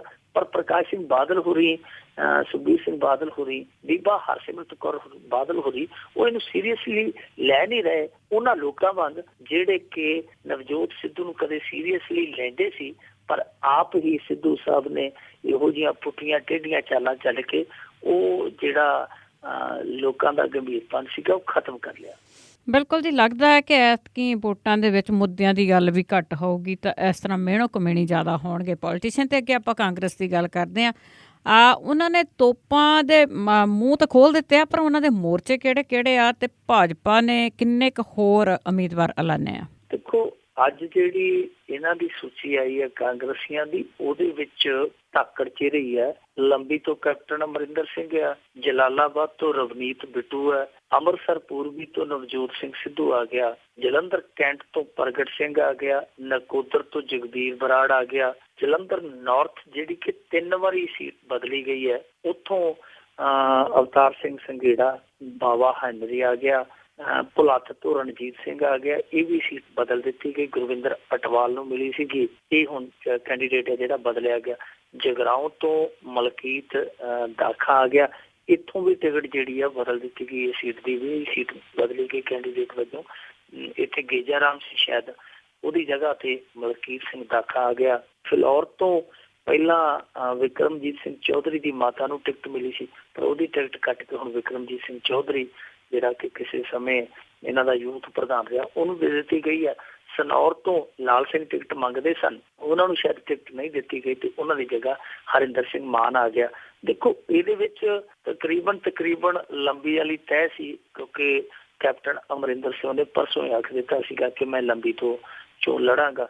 ਜਲਾਲਾਬਾਦ ਦਾ ਵੀ ਸਾਫ਼ ਹੋ ਗਿਆ ਸੀ ਲਗਭਗ ਕਿ ਰਵਨੀਤ ਬਿੱਟੂ ਹੈ ਜਿਹੜਾ ਉਹ ਸੁਖਬੀਰ ਸਿੰਘ ਬਾਦਲ ਤੇ ਭਗਵੰਤ ਮਾਨ ਦਾ ਮੁਕਾਬਲਾ ਕਰਨ ਜਾਏਗਾ। ਜਲੰਧਰ ਕੈਂਟ ਤੋਂ ਥੋੜਾ ਜਿਹਾ ਪੇਚ ਫਸਿਆ ਸੀ, ਕਿਉਂਕਿ ਬਹੁਤ ਸਮਾਂ ਪਹਿਲਾਂ ਹੀ ਕੈਪਟਨ ਅਮਰਿੰਦਰ ਸਿੰਘ ਨੇ ਇੱਥੋਂ ਜਗਬੀਰ ਸਿੰਘ ਬਰਾੜ ਦਾ ਐਲਾਨ ਕੀਤਾ ਸੀ, ਪਰ ਪ੍ਰਗਟ ਅੜ ਗਿਆ। ਉਹਨੇ ਕਿਹਾ ਜੇ ਮੈਂ ਟਿਕਟ ਲੈਣੀ ਹੈ ਤੇ ਜਲੰਧਰ ਕੈਂਟ ਤੋਂ ਲੈਣੀ ਹੈ। ਨਵਜੋਤ ਸਿੱਧੂ ਵੀ ਇਸ ਗੱਲ ਤੇ ਅੜ ਗਿਆ ਰਾਹੁਲ ਗਾਂਧੀ ਕੋਲ ਕਿ ਭਾਈ ਜੇ ਮੈਂ ਆਊਂਗਾ ਤੇ ਉਹਦੇ 'ਚ ਇੱਕ ਸ਼ਰਤ ਸਾਡੀ ਇਹ ਵੀ ਮੰਨਣੀ ਪਏਗੀ ਕਿ ਜਲੰਧਰ ਕੈਂਟ ਤੋਂ ਮੇਰੇ ਦੋਸਤ ਪ੍ਰਗਟ ਸਿੰਘ ਨੂੰ ਚੋਣ ਹੈ ਜਿਹੜੀ ਉਹ ਲੜਾਈ ਜਾਏਗੀ। ਸੋ ਉੱਥੋਂ ਜਿਹੜਾ ਜਗਵੀਰ ਸਿੰਘ ਬਰਾੜ ਐਲਾਨਿਆ ਸੀ ਉਹਨੂੰ ਇਹਨਾਂ ਨੇ ਨਕੋਦਰ ਸ਼ਿਫਟ ਕਰ ਦਿੱਤਾ, ਜਦ ਕਿ ਜਿਹੜਾ ਗੁਰਵਿੰਦਰ ਸਿੰਘ ਅਟਵਾਲ ਭੁਲੱਥ ਤੋਂ ਐਲਾਨਿਆ ਸੀ ਉਹ ਕਹਿੰਦਾ ਸੀ ਭਾਈ ਮੇਰਾ ਨਕੋਦਰ ਹੈ ਜਿਹੜਾ ਇਲਾਕਾ, ਜਿਹੜਾ ਗ੍ਰਹਿ ਇਲਾਕਾ ਹੈ, ਮੈਂ ਉੱਥੋਂ ਚੋਣ ਲੜਨੀ ਹੈ। ਉਹ ਹੁਣ ਦੋਵੇਂ ਪਾਸਿਓਂ ਗਿਆ, ਨਾ ਤੇ ਭੁਲੱਥ ਤੋਂ ਰਿਹਾ ਤੇ ਨਾ ਹੀ ਉਹਨੂੰ ਨਕੋਦਰ ਭਾਗਾਂ ਦੇ ਵਿੱਚ ਆਇਆ। ਜਗਬੀਰ ਬਰਾੜ ਹੈ ਜਿਹੜਾ ਉਹ ਨਕੋਦਰ ਤੋਂ ਖੜ ਗਿਆ। ਜਲੰਧਰ ਨੌਰਥ ਤੋਂ ਅਵਤਾਰ ਹੈਨਰੀ ਤੋਂ ਬਾਅਦ ਟਿਕਟ ਦਿੱਤੀ ਗਈ ਸੀ ਰਾਜਕੁਮਾਰ ਗੁਪਤਾ ਨੂੰ। ਰਾਜਕੁਮਾਰ ਗੁਪਤਾ ਇੱਕ ਜਿਹੜੇ ਸੀਗੇ ਉਹ ਵੀ ਬਦਲ ਦਿੱਤੇ ਗਏ। ਉਸ ਤੋਂ ਪਹਿਲਾਂ ਤੇਜਿੰਦਰ ਸਿੰਘ ਬਿੱਟੂ ਨੂੰ ਅਵਤਾਰ ਹੈਨਰੀ ਨੂੰ ਨਜ਼ਰਅੰਦਾਜ਼ ਕਰਕੇ ਟਿਕਟ ਦਿੱਤੀ ਗਈ ਸੀ, ਉਹ ਬਿੱਟੂ ਨੂੰ ਵੀ ਬਦਲਿਆ ਗਿਆ, ਗੁਪਤਾ ਵੀ ਬਦਲਿਆ ਗਿਆ। ਹੁਣ ਤੀਜੀ ਥਾਈਂ ਉਹ ਟਿਕਟ ਹੈ ਜਿਹੜੀ ਉਹ ਹੈਨਰੀ ਦੇ ਮੁੰਡੇ ਬਾਵਾ ਹੈਨਰੀ ਕੋਲ ਆ ਗਈ ਹੈ। ਭੁਲੱਥ ਹੈ ਜਿਹੜਾ ਗੁਰਵਿੰਦਰ ਅਟਵਾਲ, ਉਹਦੀ ਜਗ੍ਹਾ ਰਣਜੀਤ ਸਿੰਘ ਆ ਗਿਆ। ਸੋ ਇਹ ਕੁਝ ਇਹਨਾਂ ਦੇ ਅੱਜ ਦੇ ਨਾਮ ਆ, ਪਰ ਇਹਦੇ ਵਿੱਚ ਜਿਹੜੀ ਸਭ ਤੋਂ ਵੱਡੀ ਚੀਜ਼ ਵੇਖਣ ਵਾਲੀ ਹੈ ਕਿ ਰਵਨੀਤ ਬਿੱਟੂ ਦੇ ਜਾਣ ਨਾਲ ਜਲਾਲਾਬਾਦ ਦੇ ਵਿੱਚ ਵੀ ਬਗਾਵਤ ਹੈ ਜਿਹੜੀ ਉਹ ਵੇਖਣ ਨੂੰ ਮਿਲ ਸਕਦੀ ਹੈ। ਹੋਰ ਸੀਟਾਂ ਵੀ ਹੈ ਜਿਹੜੀਆਂ, ਕਿਉਂਕਿ ਇਹਨਾਂ ਨੇ ਕੋਸ਼ਿਸ਼ ਕੀਤੀ ਹੈ ਕਿ ਬਗਾਵਤ ਹੈ ਜਿਹੜੀ ਘੱਟ ਕੀਤੀ ਜਾਵੇ, ਕਿਉਂਕਿ ਆਲਰੇਡੀ 30 ਕੁ ਸੀਟਾਂ ਇਹੋ ਜਿਹੀਆਂ ਜਿਨ੍ਹਾਂ ਤੇ ਕਾਂਗਰਸ ਜੂਝਦੀ ਪਈ ਹੈ ਆਪਣੀ ਅੰਦਰੂਨੀ ਉਥਲ ਪੁਥਲ ਦੇ ਨਾਲ। ਇਸ ਕਰਕੇ ਇਹਨਾਂ ਸੀਟਾਂ ਤੇ ਥੋੜੀ ਜਿਹੀ ਸੰਭਾਵਨਾ ਘੱਟ ਆ, ਕਿਉਂਕਿ ਚਿਹਰੇ ਬਹੁਤ ਵੱਡੇ ਆ। ਪਰ ਫਿਰ ਵੀ ਜਦੋਂ ਜਲਾਲਾਬਾਦ ਦੇ ਵਿੱਚ ਰਵਨੀਤ ਬਿੱਟੂ ਜਾਏਗਾ ਤਾਂ ਇਹਦੇ ਵਿਰੋਧ ਦੇ ਵਿੱਚ ਵੀ ਕੁਛ ਨਾ ਕੁਛ ਉੱਥੇ ਹੋ ਸਕਦਾ, ਐਸੀ ਸੰਭਾਵਨਾ ਹੈ। ਕਿਉਂਕਿ ਅਸੀਂ ਦੇਖਿਆ ਫਾਜ਼ਿਲਕਾ ਦੇ ਵਿੱਚ ਸ਼ੇਰ ਸਿੰਘ ਘੁਬਾਇਆ ਦੇ ਮੁੰਡੇ ਨੂੰ ਟਿਕਟ ਦਿੱਤੀ ਗਈ, ਉੱਥੋਂ ਜਿਹੜਾ ਮਹਿੰਦਰ ਸਿੰਘ ਰਣਵਾ ਸੀ, ਬਹੁਤ ਪੁਰਾਣਾ ਲੀਡਰ ਸੀ ਕਾਂਗਰਸ ਦਾ, ਉਹ ਅਸਤੀਫਾ ਦੇ ਗਿਆ। ਨਾਲ ਉਹਦੇ 150 ਅਹੁਦੇਦਾਰ ਸੀ, ਉਹ ਅਸਤੀਫਾ ਦੇ ਗਿਆ। ਇਸੇ ਤਰ੍ਹਾਂ ਹਰਨਿਰਪਾਲ ਕੁੱਕੂ ਨੂੰ ਮੁਕਤਸਰ ਤੋਂ ਕੋਟਕਪੂਰੇ ਭੇਜਿਆ, ਭਾਈ ਕੁੱਕੂ ਨੂੰ, ਤਾਂ ਉੱਥੇ ਵੀ ਬਹੁਤ ਵੱਡੇ ਪੱਧਰ ਤੇ ਜਿਹੜੀ ਬਗਾਵਤ ਛਿੜ ਗਈ ਹੈ। ਸੋ ਇਹ ਜਿਹੜੀ ਇੱਕ ਥਾਂ ਤੋਂ ਦੂਜੇ ਥਾਂ ਤੇ ਉਮੀਦਵਾਰ ਨੂੰ ਭੇਜਣ ਦੀ ਇਹਨਾਂ ਨੇ ਇੱਕ ਨਵੀਂ ਰਣਨੀਤੀ ਅਪਣਾਈ ਹੈ, ਬਹੁਤ ਵੱਡੇ ਪੱਧਰ ਤੇ ਇਸ ਵਾਰੀ ਤੇ ਯੂਜ਼ ਕਰਦੇ ਪਏ ਆ। ਉਹ ਕਿਤੇ ਨਾ ਕਿਤੇ ਇਹਨਾਂ ਨੂੰ ਪੁੱਠੀ ਪੈਂਦੀ ਪਈ ਹੈ। ਦੂਜੇ ਪਾਸੇ ਭਾਰਤੀ ਜਨਤਾ ਪਾਰਟੀ ਦੀ ਗੱਲ ਜੇ ਕਰੀਏ, ਭਾਰਤੀ ਜਨਤਾ ਪਾਰਟੀ ਦੇ ਵੀ ਹਾਲਾਤ ਹੈ ਜਿਹੜੇ ਕੋਈ ਬਹੁਤੇ ਵੱਖਰੇ ਨਹੀਂ, ਬਹੁਤੇ ਜੁਦਾ ਨਹੀਂ। ਉਹਨਾਂ ਦਾ ਵੀ ਐਤਕੀ ਬਾਟਾ ਜਿਹੜਾ ਉਹ ਲਗਭਗ ਮਾਂਝਾ ਹੀ ਲੱਗਦਾ, ਕਿਉਂਕਿ ਉਹ ਜਿਹੜੀ ਵੀ ਸੂਚੀ ਲਿਆਉਂਦੇ ਆ, ਦੂਜੀ ਸੂਚੀ ਉਹਨਾਂ ਦੀ ਜਿਹੜੀ ਵੀ ਸੂਚੀ ਲਿਆਉਂਦੇ ਆ, ਉਸ ਸੂਚੀ ਦੇ ਵਿੱਚ ਜਿਹੜੇ ਉਹਨਾਂ ਦੇ ਕੈਂਡੀਡੇਟ ਆ ਉਹ ਦੱਸਦੇ ਆ ਕਿ ਭਾਰਤੀ ਜਨਤਾ ਪਾਰਟੀ ਕਿੰਨੀ ਕੁ ਉਮੀਦ ਰੱਖਦੀ ਹੈ। ਕਿਉਂਕਿ ਦਰਜਨ ਜਿਹੜੇ ਇਹਨਾਂ ਦੇ ਪਹਿਲਾਂ ਉਮੀਦਵਾਰ ਐਲਾਨੇ ਆ ਉਹ ਲਗਭਗ ਇਹੋ ਜਿਹੇ ਨਾਵਾਂ ਵਾਲੇ ਆ ਜਿਨ੍ਹਾਂ ਦੇ ਨਾਵਾਂ ਤੋਂ ਅੰਦਾਜ਼ਾ ਲਾਇਆ ਜਾ ਸਕਦਾ ਕਿ ਚੋਣ ਲੜੀ ਨਹੀਂ ਜਾ ਰਹੀ, ਇਹ ਚੋਣ ਦੂਜਿਆਂ ਨੂੰ ਦਿੱਤੀ ਜਾ ਰਹੀ ਹੈ, ਜਾਂ ਕਹਿ ਸਕਦੇ ਆ ਕਿ ਇਹ ਮੈਦਾਨ 'ਚ ਲੜਨ ਤੋਂ ਪਹਿਲਾਂ ਦਾ ਵਾਕ ਓਵਰ ਆ। ਅੱਜ ਇਹਨਾਂ ਨੇ 2 ਟਿਕਟਾਂ ਕੱਟੀਆਂ ਨੇ, ਇਹਨਾਂ ਦੇ ਜਿਹੜੇ ਮੰਤਰੀ ਸੀ, ਇੱਕ ਤੇ ਮਦਨ ਮੋਹਨ ਮਿੱਤਲ, ਦੂਸਰਾ ਚੁੰਨੀ ਲਾਲ ਭਗਤ। ਬਾਕੀ ਟਿਕਟਾਂ ਜਿਹੜੀਆਂ ਉਹ ਇਹਨਾਂ ਨੇ ਅਨਾਉਂਸ ਕਰ ਦਿੱਤੀਆਂ ਨੇ। ਉਹਦੇ ਵਿੱਚ ਮੇਰੇ ਖਿਆਲ ਦੇ ਨਾਲ ਸੁਰਜੀਤ ਕੁਮਾਰ ਜੈਣੀ ਹੈ ਜਿਹੜੇ ਫਾਜ਼ਿਲਕਾ ਤੋਂ ਰਿਟੇਨ ਕੀਤੇ ਗਏ, ਜਿਹੜੇ ਸਿਹਤ ਮੰਤਰੀ ਸੀਗੇ। ਅਨੰਦਪੁਰ ਸਾਹਿਬ ਤੋਂ ਮਦਨ ਮੋਹਨ ਮਿੱਤਲ ਹੁੰਦੇ ਸੀ, ਉਹਨਾਂ ਦੀ ਜਗ੍ਹਾ ਤੇ ਡਾਕਟਰ ਪਰਮਿੰਦਰ ਸ਼ਰਮਾ ਆ ਗਿਆ। ਅੰਮ੍ਰਿਤਸਰ ਉੱਤਰੀ ਤੋਂ ਅਨਿਲ ਜੋਸ਼ੀ ਹੈ ਜਿਹੜਾ ਉਹ ਆਪਣੀ ਟਿਕਟ ਬਹਾਲ ਕਰਨ 'ਚ ਕਾਮਯਾਬ ਰਿਹਾ। ਜਲੰਧਰ ਪੱਛਮੀ ਤੋਂ ਮਹਿੰਦਰ ਭਗਤ ਆ ਗਿਆ। ਮਹਿੰਦਰ ਭਗਤ ਚੁੰਨੀ ਲਾਲ ਭਗਤ ਦਾ ਮੁੰਡਾ ਹੈ। ਔਰ ਦੇਖੋ ਇਹਨਾਂ ਨੇ ਇਹ ਦੋਵੇਂ ਟਿਕਟਾਂ ਕੱਟੀਆਂ ਜੀ ਕਿ 70-75 ਤੋਂ, ਇਹ ਜਿਵੇਂ ਸਾਡੇ ਕਹਿ ਦਿੰਦੇ ਆ ਪੰਜਾਬੀ, ਫਲਾਣਾ ਸੱਤਰਿਆ ਬੱਤਰਿਆ ਗਿਆ, ਤੇ ਜਿਹੜਾ ਸੱਤਰਿਆ ਬੱਤਰਿਆ ਜਾਂਦਾ ਉਹਨੂੰ ਇਹ ਟਿਕਟ ਨਹੀਂ ਦਿੰਦੇ। ਪਰ ਉਹਦੇ 'ਚ ਕੀ ਫਰਕ ਆ ਕਿ ਉਹਦੇ ਮੁੰਡੇ ਨੂੰ ਟਿਕਟ ਮਿਲ ਗਈ ਆ, ਸੋ ਟਿਕਟ ਤੇ ਘਰ ਦੇ ਵਿੱਚ ਹੀ ਰਹਿ ਗਈ ਆ। ਪਰ ਦੂਜੇ ਪਾਸੇ ਇਹਨਾਂ ਦੇ ਵਿੱਚ ਇੱਕ ਸਭ ਤੋਂ ਵਿਵਾਦਤ ਨਾਂ ਜਿਹੜਾ ਉਹ ਸੂਚੀ 'ਚ ਆਇਆ, ਉਹ ਆਇਆ ਫਗਵਾੜੇ ਤੋਂ ਸੋਮ ਪ੍ਰਕਾਸ਼ ਦਾ। ਸੋਮ ਪ੍ਰਕਾਸ਼ ਨੂੰ ਟਿਕਟ ਦੇਣ ਦੇ ਵਿਰੋਧ 'ਚ ਹੁਣੇ ਖਬਰ ਤੇ ਇਹ ਵੀ ਉੱਡੀ ਹੈ ਕਿ ਵਿਜੇ ਸਾਂਪਲਾ ਨੇ ਅਸਤੀਫਾ ਦੇਣ ਦੀ ਧਮਕੀ ਵੀ ਦੇ ਦਿੱਤੀ ਹੈ, ਕਿਉਂਕਿ ਸੋਮ ਪ੍ਰਕਾਸ਼ ਹੈ ਜਿਹੜਾ ਉਹ ਪੁਰਾਣੇ ਪ੍ਰਧਾਨ ਕਮਲ ਸ਼ਰਮਾ ਦਾ ਬਹੁਤ ਨੇੜੂ ਹੈ। ਉਹਦਾ ਬਹੁਤ ਵੱਡੇ ਪੱਧਰ ਤੇ ਵਿਰੋਧ ਹੋਣ ਡਿਆ ਸੀ। ਉਹਦੀ ਟਿਕਟ ਦੇ ਵਿਰੋਧ ਦੇ ਵਿੱਚ ਇੱਥੇ ਬਾਗੀ ਸੋਰਿਆ ਜਿਹੜੇ ਉਹ ਸੁਣਾਈ ਦਿੱਤੇ ਆ। ਦੂਜੇ ਪਾਸੇ ਮਾਸਟਰ ਮੋਹਨ ਲਾਲ ਹੈ ਜਿਹੜਾ ਉਹ ਆਪਣੇ ਪੱਧਰ ਤੇ ਚੋਣ ਮੈਦਾਨ 'ਚ ਉਤਰ ਗਿਆ ਆਜ਼ਾਦ ਉਮੀਦਵਾਰ ਦੇ ਤੌਰ ਤੇ। ਕੁੱਲ ਮਿਲਾ ਕੇ ਭਾਰਤੀ ਜਨਤਾ ਪਾਰਟੀ ਦਾ ਐਤਕੀ ਜੇ ਆਪਾਂ ਦੇਖੀਏ ਗ੍ਰਾਫ ਤੇ ਬਿਲਕੁਲ ਹਾਸ਼ੀਆ ਗ੍ਰਸਤ ਹੈ। ਕੋਈ ਬਹੁਤੀ ਵੱਡੀ ਭਾਰਤੀ ਜਨਤਾ ਪਾਰਟੀ ਕੋਲ ਉਮੀਦ ਨਹੀਂ। ਪਰ ਇਸ ਸੂਚੀ ਦੇ ਵਿੱਚ ਜਿਹੜੀ ਕਾਂਗਰਸ ਤੇ ਭਾਜਪਾ ਦੀ ਅੱਜ ਇੱਕੋ ਦਿਨ ਆਈ ਹੈ, ਇਹਦੇ ਵਿੱਚ ਸਭ ਤੋਂ ਇੰਟਰਸਟਿੰਗ ਜਿਹੜੀ ਇੱਕ ਸੀਟ ਹੈ ਉਹ ਹੈ ਲੰਬੀ, ਜਿੱਥੋਂ ਹੁਣ ਕੈਪਟਨ ਅਮਰਿੰਦਰ ਸਿੰਘ ਪਰਸੋਂ ਨਾਮਜ਼ਦਗੀ ਦਾਖਲ ਕਰੇਗਾ। ਜਦੋਂ ਨਾਮਜ਼ਦਗੀ ਦਾਖਲ ਕਰੇਗਾ ਤੇ ਉਸ ਤੋਂ ਬਾਅਦ ਲੰਬੀ ਦਾ ਜਿਹੜਾ ਮੈਦਾਨ ਹੈ ਉਹ ਪੂਰੀ ਤਰ੍ਹਾਂ ਪੱਕ ਜਾਏਗਾ। ਜੀ ਬਿਲਕੁਲ, ਕਈਆਂ ਨੂੰ ਕਈ ਲਟਕੇ ਤਾਂ ਕਈਆਂ ਨੂੰ ਝਟਕੇ। ਤੇ ਅੱਗੇ ਆਪਾਂ ਗੱਲ ਕਰਦੇ ਹਾਂ 84 ਦੇ ਕਤਲੇਆਮ ਦੇ ਮਾਮਲੇ 'ਚ ਸੁਪਰੀਮ ਕੋਰਟ ਨੇ ਸਟੇਟਸ ਰਿਪੋਰਟ ਤਲਬ ਕੀਤੀ। ਦੇਖੋ, ਇਹ ਜਿਹੜਾ ਮਾਮਲਾ ਹੈ ਉਹ ਇਹ ਹੈ ਕਿ ਕੋਰਟ ਦੀ ਨਿਗਰਾਨੀ 'ਚ SIT ਹੈ ਜਿਹੜੀ ਉਹ ਜਾਂਚ ਕਰੇ। ਇਹ ਪਟੀਸ਼ਨ ਹੈ, ਉਹਦੇ ਤੇ ਉਹਨਾਂ ਨੇ ਸਟੇਟਸ ਰਿਪੋਰਟ ਮੰਗੀ। ਸਟੇਟਸ ਰਿਪੋਰਟ ਇਹਨਾਂ ਨੇ ਹੁਣ ਦਾਖਲ ਕਰਨੀ ਹੈ ਕਿ ਭਾਈ SIT ਦੀ ਜਿਹੜੀ ਟੀਮ ਹੈ, ਜਿਹੜਾ SIT ਦੀ ਟੋਲੀ ਹੈ, ਉਹ ਹੁਣ ਤੱਕ ਕਿੱਥੋਂ ਤੱਕ ਪਹੁੰਚੀ, ਉਹਨੇ ਕੀ ਕੁਝ ਕੀਤਾ, ਕੀ ਕੁਝ ਇਸ ਮਾਮਲੇ ਦੇ ਵਿੱਚ ਉਹਨੇ ਹਾਸਲ ਕੀਤਾ। ਸੋ ਇਹ ਸਾਰੀ ਜਾਣਕਾਰੀ ਸਟੇਟਸ ਰਿਪੋਰਟ ਦੇ ਵਿੱਚ ਉਹ ਕੋਰਟ ਨੇ ਲੈਣੀ ਹੈ। ਪਰ ਦੇਖੋ, ਇਹੋ ਜਿਹੀਆਂ ਰਿਪੋਰਟਾਂ ਜਿਹੜੀਆਂ ਬਹੁਤ ਵਾਰੀ ਤਲਬ ਹੋ ਚੁੱਕੀਆਂ। ਸਟੇਟਸ ਰਿਪੋਰਟ ਦੇ ਮਾਮਲੇ ਦੇ ਵਿੱਚ ਜੇ ਆਪਾਂ ਦੇਖੀਏ ਕਿ ਅੱਗੇ ਕਲੀਨ ਚਿੱਟ ਦੇ ਮਾਮਲੇ 'ਚ ਵੀ ਇਸੇ ਤਰ੍ਹਾਂ ਦੀਆਂ ਰਿਪੋਰਟਾਂ ਜਿਹੜੀਆਂ ਉਦੋਂ ਮੰਗੀਆਂ ਗਈਆਂ। ਸੱਜਣ ਕੁਮਾਰ ਦੇ ਮਾਮਲੇ 'ਚ ਜਦੋਂ ਉਹਨੇ ਪਾਈ ਸੀ ਪਟੀਸ਼ਨ, ਉਦੋਂ ਵੀ ਮੰਗੀਆਂ ਗਈਆਂ। ਰੌਲਾ ਇਹ ਹੈ ਕਿ SIT ਜਿਹੜੀ ਇਹਨਾਂ ਨੇ ਬਣਾਈ ਉਹਨੂੰ 2 ਵਾਰੀ ਐਕਸਟੈਂਡ ਵੀ ਕਰ ਦਿੱਤਾ। ਪਹਿਲਾਂ ਨੇ ਕਿਹਾ ਕਿ ਅਸੀਂ 6 ਮਹੀਨਿਆਂ 'ਚ, ਸਾਲ 'ਚ ਅਸੀਂ ਇਨਸਾਫ ਦੇ ਦਿਆਂਗੇ, ਉਹ ਕਰ ਦਿਆਂਗੇ, ਉਹ ਕਰ ਦਿਆਂਗੇ, ਬਹੁਤ ਵਾਅਦੇ ਕੀਤੇ ਸਨ। ਪਰ ਜਦੋਂ ਪਾਵਰ ਦੇ ਵਿੱਚ ਆਏ ਸਭ ਕੁਝ ਭੁੱਲ ਭੁਲਾ ਗਏ ਤੇ ਇਹਨਾਂ ਨੇ 2 ਵਾਰੀ ਉਹ SIT ਦੀ ਮਿਆਦ ਹੈ ਜਿਹੜੀ ਵਧਾਈ। ਤੇ ਕਮਾਲ ਦੀ ਗੱਲ ਇਹ ਆ ਕਿ ਜਿਹੜੇ GK ਹੋਰੀ, ਜਿਹੜੇ ਸਿਰਸੇ ਹੋਰੀ, ਤੀਜੇ ਦਿਨ ਸੋਨੀਆ ਗਾਂਧੀ ਦਾ ਡਰ ਮੱਲੀ ਬੈਠੇ ਹੁੰਦੇ ਸਨ ਜਦੋਂ UPA ਸਰਕਾਰ ਹੋਣ 'ਚ ਹੁੰਦੀ ਸੀ, ਉਹ ਦੋਨੇ ਜਣੇ ਸਿਵਾਏ ਬਿਆਨ ਦੇਣ ਤੋਂ ਹੁਣ ਕੁਝ ਨਹੀਂ ਕਰਦੇ। ਬਸ ਬਿਆਨ ਦੇ ਕੇ ਪੱਲਾ ਝਾੜ ਦਿੰਦੇ ਜੀ ਸਾਨੂੰ ਇਨਸਾਫ ਚਾਹੀਦਾ, ਤੇ ਮੁੜ ਕੇ ਇਹ ਬਿਆਨ ਦੇ ਕੇ ਆਪੋ ਆਪਣੇ ਕੰਮ ਲੱਗ ਜਾਂਦੇ ਆ। ਸੋ ਇਸ ਮਾਮਲੇ ਦੇ ਮੁਤਲਕ ਜੇ ਦੇਖੀਏ ਤੇ ਇਸ ਸਮੇਂ ਅਕਾਲੀ ਦਲ ਦਾ ਜਿਹੜਾ ਰੋਲ ਹੋਣਾ ਚਾਹੀਦਾ ਸੀ ਉਹ ਬਿਲਕੁਲ ਘਸਿਆ ਪਿਟਿਆ। ਉਹ ਤਕਰੀਬਨ ਇਸ ਮੁੱਦੇ ਨੂੰ ਵਰਤ ਚੁੱਕੇ ਜਿੰਨਾ ਵਰਤਣਾ ਸੀਗਾ।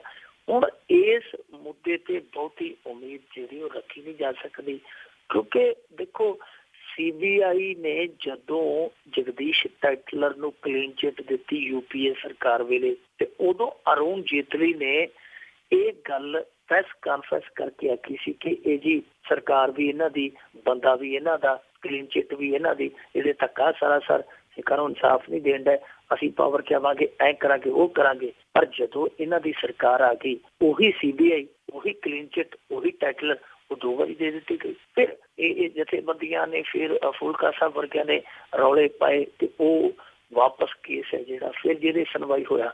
ਪਰ ਜੋ CBI ਨੇ ਕੀਤਾ, ਜੋ ਕਲੀਨ ਚਿੱਟ ਜਗਦੀਸ਼ ਟਾਈਟਲਰ ਨੇ ਹਾਸਲ ਕੀਤੀ, ਉਹ ਇਹਨਾਂ ਦੇ ਰਾਜ ਦੇ ਵਿੱਚ ਵੀ ਕੀਤੀ। ਔਰ ਇੱਕ ਵਾਰੀ ਵੀ ਪ੍ਰਕਾਸ਼ ਸਿੰਘ ਬਾਦਲ ਨੇ ਵਿਰੋਧ ਨਹੀਂ ਕੀਤਾ ਕਿ ਭਾਈ ਤੁਸੀਂ CBI ਨੂੰ ਉਦੋਂ ਕਹਿੰਦੇ ਸੀ ਕਿ ਇਹ CBI ਹੈ ਜਿਹੜੀ ਇਹਨਾਂ ਦੇ ਹੱਥਾਂ 'ਚ ਖੇਡਦੀ ਹੈ, ਇਹ ਵਰਤ ਕੇ ਕਲੀਨ ਚਿੱਟਾਂ ਦੁਬਾਰੇ ਆ, ਹੁਣ ਕੀ ਮਾਜਰਾ। ਸੋ ਇਹ ਸਭ ਕੁਛ ਹੈ ਜਿਹੜਾ ਉਹ ਇਸ ਤਰ੍ਹਾਂ ਲੱਗਦਾ ਕਿ ਨਲਗੋਬਾ ਜਿਹਾ ਹੋ ਗਿਆ। ਇਹਨਾਂ ਦੇ ਵਿੱਚ ਕੋਈ ਤੰਦ ਤਾਂ ਨਹੀਂ ਲੱਗਦੀ ਨਹੀਂ ਕਿ ਕਿਸੇ ਪਾਸੇ ਗੱਲ ਸਿਰੇ ਲਾਉਣਗੇ। ਜਿਹੜੀ CBI ਆ, ਜਿਹੜੀਆਂ ਪੜਤਾਲੀ ਏਜੰਸੀਆਂ ਜਿਹੜੀਆਂ ਜਾਂ ਜਿਹੜੇ ਕਮਿਸ਼ਨ ਬਣੇ ਆ, ਕਮੇਟੀਆਂ ਬਣੀਆਂ, ਉਹਨਾਂ ਨੇ ਡੱਕਾ ਨਹੀਂ ਤੋੜਿਆ। ਤੁਹਾਨੂੰ ਸ਼ਾਇਦ ਯਾਦ ਹੋਣਾ ਕਿ ਜਿਸ ਮਾਮਲੇ ਦੇ ਵਿੱਚ ਇੱਕ ਗ੍ਰੰਥੀ ਦਾ ਜ਼ਿਕਰ ਆਉਂਦਾ ਕਿ ਉਹ ਗਵਾਹੀ ਤੋਂ ਮੁੱਕਰਿਆ ਸੀ, ਉਹ ਇਸ ਕਰਕੇ ਮੁੱਕਰਿਆ ਸੀ ਕਿਉਂਕਿ ਉਹਨੇ ਆਪਣੇ ਮੁੰਡੇ ਨੂੰ ਬਾਹਰ ਸੈੱਟ ਕਰਾ ਲਿਆ ਜੀ। ਕੋਰਟ ਨੇ CBI ਨੂੰ ਪੱਤਰ ਲਿਖਣ ਲਈ ਆਖਿਆ ਸੀਗਾ ਕਿ ਭਾਈ ਤੁਸੀਂ ਉਹਨੂੰ ਪੱਤਰ ਲਿਖੋ, ਤੇ ਪੱਤਰ ਲਿਖਣ ਲਈ ਕਹਿ ਕੇ ਕੋਰਟ ਨੇ 3 ਮਹੀਨਿਆਂ ਦੀ ਤਰੀਕ ਪਾਈ ਸੀ। ਹਿਸਾਬ ਲਾ ਲਓ, ਜਦੋਂ 3 ਮਹੀਨਿਆਂ ਬਾਅਦ ਉਹ ਕੋਰਟ ਦੁਬਾਰਾ ਬੈਠੀ, ਉਹਨਾਂ ਨੇ ਪੁੱਛਿਆ ਹਾਂ ਭਾਈ ਕੀ ਬਣਿਆ ਪੱਤਰ ਦਾ, ਕੋਈ ਜਵਾਬ ਆਇਆ, ਤੇ CBI ਨੇ ਇਹ ਆਖਿਆ ਕਿ ਨਹੀਂ ਜੀ ਹਾਲੇ ਅਸੀਂ ਪੱਤਰ ਲਿਖਣ ਦੀ ਤਿਆਰੀ ਕਰਦੇ ਪਏ ਹਾਂ। 3 ਮਹੀਨੇ ਦੀ ਤਰੀਕ ਲੈ ਕੇ ਉਹ ਕਹਿੰਦੇ ਜੀ ਅਸੀਂ ਪੱਤਰ ਲਿਖਣ ਦੀ ਤਿਆਰੀ ਕਰਦੇ ਪਏ ਹਾਂ। ਜਿੱਥੇ ਸਭ ਕੁਝ ਚੱਲਦਾ ਪਿਆ ਹੋਵੇ, ਜਿੱਥੇ ਸੱਜਣ ਕੁਮਾਰ ਵਰਗੇ ਪਿਛਲੀ ਤੇ ਹੇਠਲੀ ਅਦਾਲਤ ਤੋਂ ਬਰੀ ਹੋ ਕੇ ਉਤਲੀ ਅਦਾਲਤ ਚ ਜਦੋਂ ਉਸੇ ਜੱਜ ਦੇ ਸਾਹਮਣੇ ਆ ਜਾਣ ਤੇ ਆਖਣ ਸਾਨੂੰ ਇਸ ਜੱਜ ਤੇ ਯਕੀਨ ਹੀ ਹੈ ਨਹੀਂ, ਸਾਡਾ ਕੇਸ ਕਿਤੇ ਹੋਰ ਸ਼ਿਫਟ ਕਰੋ, ਤਾਂ ਸਮਝ ਲੈਣਾ ਚਾਹੀਦਾ ਕਿ ਇੱਥੇ ਬਹੁਤ ਕੁਛ ਹੈ ਜਿਹੜਾ ਉਹ ਰਲਾ ਮਰਲਾ ਕੇ, ਉਹ ਰਲ ਰਲਾ ਕੇ ਉਹ ਸਭ ਕੁਛ ਹੈ ਜਿਹੜਾ ਉਹ ਕਿਸੇ ਨਾ ਕਿਸੇ ਤਰੀਕੇ ਦੇ ਨਾਲ ਪ੍ਰਭਾਵਿਤ ਕੀਤਾ ਜਾ ਰਿਹਾ ਹੈ। ਮੈਨੂੰ ਨਹੀਂ ਲੱਗਦਾ ਕਿ ਇਹਨਾਂ ਕਮੇਟੀਆਂ, ਇਹਨਾਂ SITs, ਇਹਨਾਂ ਕਮਿਸ਼ਨਾਂ ਦੇ ਵਿੱਚ ਕੋਈ ਵੀ ਇਹੋ ਜਿਹਾ ਵਜ਼ਨਦਾਰ ਫੈਸਲਾ, ਕੋਈ ਵਜ਼ਨਦਾਰ ਪਹਿਲੂ ਹੈ ਜਿਹੜਾ ਉਹ ਕੋਰਟਾਂ ਤੱਕ ਪਹੁੰਚੇਗਾ ਜਿਹਦੇ ਅੰਦਰੋਂ ਕੋਈ ਇਨਸਾਫ ਦਾ ਝਲਕਾਰਾ ਮਿਲੇਗਾ। ਇਹ ਸਭ ਤੇ ਸਭ ਕਾਗਜ਼ਾਂ ਦੇ ਢਿੱਡ ਭਰੇ ਜਾ ਰਹੇ ਆ, ਚਾਹੇ ਸਟੇਟਸ ਰਿਪੋਰਟ ਆ ਤੇ ਚਾਹੇ ਖੁਦ SIT ਆ। ਬਿਲਕੁਲ ਕੋਈ ਆਸ ਨਹੀਂ ਜੀ ਇਸ 'ਤੇ ਤਾਂ ਹੁਣ ਜਿਨ੍ਹਾਂ ਨੇ ਇਹਦੇ ਕੁਰਸੀਆਂ ਲੈਣੀਆਂ ਸੀ ਲੈ ਲਈਆਂ, ਇਸ ਕਰਕੇ ਤਾਂ ਹੁਣ ਕੋਈ ਆਸ ਨਹੀਂ ਕੀਤੀ। ਅੱਗੇ ਆਪਾਂ ਨੋਟਬੰਦੀ ਦੀ ਗੱਲ ਕਰਦੇ ਹਾਂ ਕਿ ਨੋਟਬੰਦੀ ਦੀ ਇੱਕ ਰਾਹਤ ਤਾਂ ਮਿਲੀ ਆ ਕਿ 10,000 ਤੱਕ ਤੁਸੀਂ ਪੈਸੇ ਕਢਾ ਸਕਦੇ ਆ, ਪਰ ਪੈਸੇ ਮਿਲਦੇ ਵੀ ਹੈ। ਬਿਲਕੁਲ ਜੀ ਬਿਲਕੁਲ। ਗੱਲ ਤੇ ਇਹ ਆ ਕਿ ਜੇ ATMਾਂ 'ਚ ਪੈਸੇ ਪਾਓਗੇ ਤੇ ਤਾਂ ਹੀ ਨਿਕਲਗੇ ਨਾ। ਇੱਥੇ ਸਾਡੇ ਦਿਹਾਤੀ ਇਲਾਕਿਆਂ ਦੇ ਵਿੱਚ ਕੁਝ ਇਹੋ ਜਿਹੇ ATM ਵੀ ਹਨ ਜਿਨ੍ਹਾਂ ਦੇ ਵਿੱਚ ਅਜੇ ਤੱਕ ਪੈਸੇ ਆਏ ਨਹੀਂ। ਜੇ ਆਏ ਤੇ ਇੱਕਾ ਦੁੱਕਾ ਦਿਨਾਂ ਨੂੰ ਛੱਡ ਕੇ ਉਹ ਹੋਰ ਕਿਸੇ ਦਿਨ ਆਏ ਨਹੀਂ। ਬਹੁਤ ਸਾਰੇ ਲੋਕ ਸ਼ਿਕਾਇਤਾਂ ਕਰਦੇ ਆ ਕਿ ਜਿਹੜੇ ATM ਖੁੱਲ੍ਹਦੇ ਆ ਉਹ ਵੀ ATM ਪੱਕੇ ਸਮੇਂ ਨਹੀਂ ਗੇ, ਕਿਹੜੇ ਵੇਲੇ ਉਹਨਾਂ ਨੇ ਕੈਸ਼ ਪਾ ਕੇ ਚਲੇ ਜਾਣਾ ਤੇ ਕੈਸ਼ ਪਾ ਕੇ ਕਈ ਵਾਰ ਤੇ ਇਹੋ ਜਿਹਾ ਹੁੰਦਾ ਕਿ ਉਹ ਆਪਦੇ ਨੇੜਲੇ ਸਾਕ ਸੰਬੰਧੀਆਂ ਨੂੰ ਕਹਿ ਦਿੰਦੇ ਆ ਕਿ ਭਾਈ ਆ ਜਾਓ ਅਸੀਂ ਕੈਸ਼ ਪਾਉਣ ਲੱਗੇ ਆ, ਉਹ ਲੈਣਾ 'ਚ ਲੱਗ ਜਾਂਦੇ ਆ। ਜਦੋਂ ਨੂੰ ਉਹਨਾਂ ਵਾਰੀ ਖਤਮ ਹੁੰਦੀ ਹੈ, ਦੂਜਿਆਂ ਦੀ ਵਾਰੀ ਸ਼ੁਰੂ ਹੁੰਦੀ ਹੈ, ਉਦੋਂ ਤੱਕ ਨੂੰ ਕੈਸ਼ ਦੀ ਵਾਰੀ ਖਤਮ ਹੋ ਜਾਂਦੀ ਹੈ। ਸੋ ਸਮੱਸਿਆ ਬੜੀ ਗੰਭੀਰ ਆ, ਪਰ ਇਸ ਗੰਭੀਰ ਸਮੱਸਿਆ ਦੇ ਬਾਵਜੂਦ ਇਹਨਾਂ ਨੇ ਜੋ ਰਾਹਤ ਦਿੱਤੀ ਹੈ ਉਹ ਕਿਤੇ ਨਾ ਕਿਤੇ ਅਸਰ ਜ਼ਰੂਰ ਪਾਏਗੀ। ਇਹ ਕਿ ਜਿਹਦੀ ਵਾਰੀ ਆ ਜਾਏਗੀ ਉਹ ਚਲੋ ਇੱਕ ਵੇਲੇ 10,000 ਰੁਪਈਆ ਕਢਾ ਲਏਗਾ ਤੇ ਆਪਣੇ ਕੰਮਕਾਰ ਇੱਕ ਵਾਰੀ ਸਵਾਰ ਸਕਦਾ। ਸੋ 10,000 ਵਾਲੀ ਇਹਨੂੰ ਆਪਾਂ ਕਹਿ ਸਕਦੇ ਕਿ ਠੀਕ ਆ, ਨਿਕਾਸੀ ਹੱਦ ਜਿਹੜੀ 10,000 ਵਾਲੀ ਕੀਤੀ ਇਹਨਾਂ ਨੇ ਉਹ ਠੀਕ ਆ, ਪਰ ਅੱਗੋਂ ਜਿਹੜੀ ਗੱਲ ਇਸ ਗੱਲ ਨੂੰ ਘਟਦੀ ਹੈ ਉਹ ਇਹ ਹੈ ਕਿ ਜਿਹੜੀ ਹਫ਼ਤੇ ਦੀ ਮਿਆਦ ਹੈ 24,000 ਰੁਪਈਆ ਉਹ ਇਹਨਾਂ ਨੇ ਉਨੀ ਹੀ ਰੱਖੀ ਆ। ਮਸਲਨ ਤੇ ਤੁਸੀਂ ਹਫ਼ਤੇ ਦਾ 24,000 ਕਢਾ ਸਕਦੇ ਹੋ। ਜੇ ਇਹ 10 ਦਿਨ ਇੱਕ ਦਿਨ ਕਢਾ ਲਿਆ, ਤੁਸੀਂ 10 ਦਿਨ ਦੂਜੇ ਦਿਨ ਕਢਾ ਲਿਆ ਤੇ ਤੀਜੇ ਦਿਨ 4,000 ਕਢਾ ਲਿਆ ਤਾਂ 3 ਦਿਨਾਂ ਤੋਂ ਬਾਅਦ ਤੁਸੀਂ ਫਿਰ ਉਸ ATM ਨੂੰ ਯੂਜ਼ ਨਹੀਂ ਕਰ ਸਕਦੇ। 4 ਦਿਨਾਂ ਦੀ ਤੁਹਾਨੂੰ ਬ੍ਰੇਕ ਪੈ ਜਾਏਗੀ। 24,000 ਵਾਲੀ ਜਿਹੜੀ ਨਿਕਾਸੀ ਹੱਦ ਤੁਹਾਡੀ ਉਹ ਰਹੇਗੀ। ਪਰ ਫਿਰ ਵੀ ਮੈਂ ਸੋਚਦਾ ਬਾਵਜੂਦ ਇਸ ਦੇ ਜਿੱਥੇ ਜਿੱਥੇ ਵੀ ਕੋਈ ਲੈਣਾ ਚ ਲੱਗ ਕੇ ਕੋਈ ਸੰਘਰਸ਼ ਕਰਕੇ ATM ਤੱਕ ਪਹੁੰਚੇਗਾ, ਜੇ ਉਹਦਾ ਫਾਹ ਪੈਂਦਾ 10,000 ਰੁਪਈਆ ਨਿਕਲਦਾ ਤੇ ਇਹ ਵੀ ਇੱਕ ਚਲੋ ਵੱਡੀ ਗੱਲ ਆ। ਕਿੱਥੇ 2,000 ਰੁਪਈਆ, ਕਿੱਥੇ 10,000 ਰੁਪਈਆ, ਪਰ ਬਾਵਜੂਦ ਇਸ ਤੇ ਇੱਕ ਚੀਜ਼ ਜਿਹੜੀ ਸਾਹਮਣੇ ਆ ਰਹੀ ਹੈ ਉਹ ਇਹ ਆ ਰਹੀ ਹੈ ਕਿ ਹਾਲੇ ਵੀ 50% ATM ਇਹੋ ਜਿਹੇ ਆ ਜਿਹੜੇ ਜਾਂ ਤੇ ਚੱਲੇ ਨਹੀਂ ਜਾਂ ਫਿਰ ਪ੍ਰੋਪਰ ਨਹੀਂ ਚੱਲੇ। ਕੋਈ 2 ਘੰਟੇ ਕੰਮ ਕਰਦਾ, ਕੋਈ 1 ਘੰਟੇ ਕੰਮ ਕਰਦਾ, ਕੋਈ 4 ਘੰਟੇ ਕੰਮ ਕਰਦਾ। ਸੋ ਇਹੋ ਜਿਹੀਆਂ ਜਿਹੜੀਆਂ ਸਮੱਸਿਆਵਾਂ ਨੇ, ਜਿੰਨਾ ਚਿਰ ਮੁੱਢਲੇ ਤੌਰ ਤੇ ਇਹਨਾਂ ਦਾ ਹੱਲ ਨਹੀਂ ਕੀਤਾ ਜਾਂਦਾ ਉਹਨਾਂ ਚਿਰ ਗੱਲ ਨਹੀਂ ਬਣੇਗੀ। ਇੱਥੇ ਤਾਂ ਹਾਲ ਇਹ ਹੈ ਕਿ ਜਿਹੜਾ ਚੈੱਕ ਲਾਇਆ ਜਾਂਦਾ, ਜਿਹੜਾ ਆਮ ਤੌਰ ਤੇ ਆਮ ਕੰਮਕਾਜੀ ਦਿਨਾਂ ਦੇ ਵਿੱਚ ਦੂਜੇ ਦਿਨ ਤੀਜੇ ਦਿਨ ਪਾਸ ਹੋ ਜਾਂਦਾ ਸੀ, ਉਹ ਚੈੱਕ ਵੀ 10-10 ਦਿਨ ਜਿਹੜਾ ਉਹ ਕਲੀਅਰੈਂਸ ਦੇ ਵਿੱਚ ਫਸਿਆ ਰਹਿੰਦਾ ਹੈ। ਲੋਕ ਬੜੇ ਪਰੇਸ਼ਾਨ ਨੇ। ਇਹਨਾਂ ਪਰੇਸ਼ਾਨੀਆਂ, ਇਹਨਾਂ ਦਿੱਕਤਾਂ ਤੋਂ ਕਦੋਂ ਛੁਟਕਾਰਾ ਮਿਲੇਗਾ ਉਹ ਸਮਾਂ ਹੀ ਦੱਸੇਗਾ। ਹਾਲ ਦੀ ਘੜੀ ਅਸੀਂ ਐਲਾਨ ਦਾ ਲੋਲੀਪੌਪ ਹੈ ਜਿਹੜਾ ਉਹ ਲੋਕਾਂ ਨੂੰ ਚੂਸਦੇ ਵੇਖ ਸਕਦੇ ਹਾਂ। ਲੋਕ ਉਸ ਗੱਲ ਦੇ ਵਿੱਚ ਖੁਸ਼ ਆ ਕਿ ਚਲੋ ਇੰਨੀ ਕੁ ਰਾਹਤ ਮਿਲੀ। ਉਹ ਜ਼ਮੀਨੀ ਤੌਰ ਤੇ ਕਦੋਂ ਕਾਰਗਰ ਹੋਏਗੀ ਉਹ ਸਮਾਂ ਦੱਸੇਗਾ ਜੀ। ਤਾਂ ਅੱਗੇ ਆਪਾਂ ਗੱਲ ਕਰਦੇ ਹਾਂ ਜੀ ਕਾਂਗਰਸ ਦੀ ਸ਼ਸ਼ੀ ਥਰੂਰ ਦੀ, ਜਿਸ ਨੇ ਜਲਿਆਂਵਾਲੇ ਬਾਗ ਦੇ ਸਾਕੇ ਬਰਤਾਨੀਆ ਕੋਲੋਂ ਮਾਫੀ ਮੰਗਣ ਦੀ ਮੰਗ ਕੀਤੀ। ਦੇਖੋ, ਮੰਗ ਚ ਕੀ ਹਰਜ ਆ?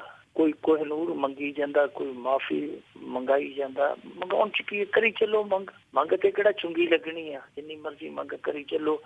ਸ਼ਸ਼ੀ ਥਰੂਰ ਨੇ ਅਸਲ ਦੇ ਵਿੱਚ ਕਿਤਾਬ ਲਿਖੀ ਹੈ, ਉਹਦਾ ਨਾਮ ਹੈ an era of darkness the British Empire in India. ਉਸ ਕਿਤਾਬ ਦਾ ਜਦੋਂ ਇਹਨੇ ਵਿਮੋਚਨ ਕੀਤਾ ਉਸ ਸਾਹਿਤ ਮੇਲੇ ਦੇ ਵਿੱਚ, ਜਿਹੜਾ ਚੰਡੀਗੜ੍ਹ ਦੇ ਵਿੱਚ ਆਯੋਜਿਤ ਕੀਤਾ ਗਿਆ ਸੀ, ਉਸ ਸਾਹਿਤਕ ਮੇਲੇ ਦੇ ਵਿੱਚ ਇਹਨੇ ਗੱਲ ਆਖੀ ਹੈ ਕਿ ਬ੍ਰਿਟਿਸ਼ ਪ੍ਰਧਾਨ ਮੰਤਰੀ ਜਾਂ ਸ਼ਾਹੀ ਖਾਨਦਾਨ ਦਾ ਕੋਈ ਮੈਂਬਰ ਇੱਥੇ ਜਲਿਆਂਵਾਲੇ ਬਾਗ ਕਾਂਡ ਬਾਰੇ ਦੇਸ਼ ਦੇ ਵਿੱਚ ਜੋ ਨਰਸੰਹਾਰ ਹੋਇਆ ਉਹਦੇ ਲਈ ਮਾਫੀ ਮੰਗੇ। ਸ਼ਸ਼ੀ ਥਰੂਰ ਨੇ ਅੱਗੇ ਵੀ ਕਈ ਲਿਖਤਾਂ ਦੇ ਵਿੱਚ ਇਹੋ ਜਿਹੀਆਂ ਗੱਲਾਂ ਕੀਤੀਆਂ ਨੇ। ਆਕਸਫੋਰਡ ਯੂਨੀਵਰਸਿਟੀ ਦੇ ਵਿੱਚ ਇਹਦਾ ਇੱਕ ਭਾਸ਼ਣ ਵੀ ਹੋਇਆ ਸੀ, ਉਹ ਵੀ ਬੜਾ ਚਰਚਿਤ ਰਿਹਾ ਸੀ। ਨਰਿੰਦਰ ਮੋਦੀ ਨੇ ਖਾਸ ਤੌਰ ਤੇ ਉਸ ਭਾਸ਼ਣ ਦੀ ਜਿਹੜੀ ਹੈ ਉਹ ਸਿਫਤ ਕੀਤੀ ਸੀ, ਸਲਾਹਤ ਕੀਤੀ ਸੀ।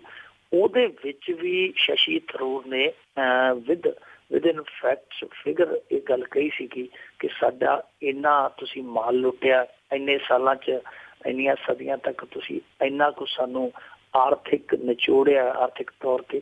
ਉਹ ਸਾਰਾ ਕੁਛ ਇਹਨੇ ਅੰਕੜਿਆਂ ਦੇ ਨਾਲ ਉੱਥੇ ਭਾਸ਼ਣ ਦੇ ਵਿੱਚ ਦੱਸਿਆ ਸੀ। ਪਰ ਬਾਅਦ ਦੇ ਵਿੱਚ ਕੀ ਹੋਇਆ ਕਿ ਉਹ ਅੰਕੜੇ ਵੀ ਆਕੜ ਕੇ ਉੱਥੇ ਪੈ ਕਿਸੇ ਨੇ ਕੋਈ ਗੱਲ ਨਹੀਂ ਗੋਲੀ।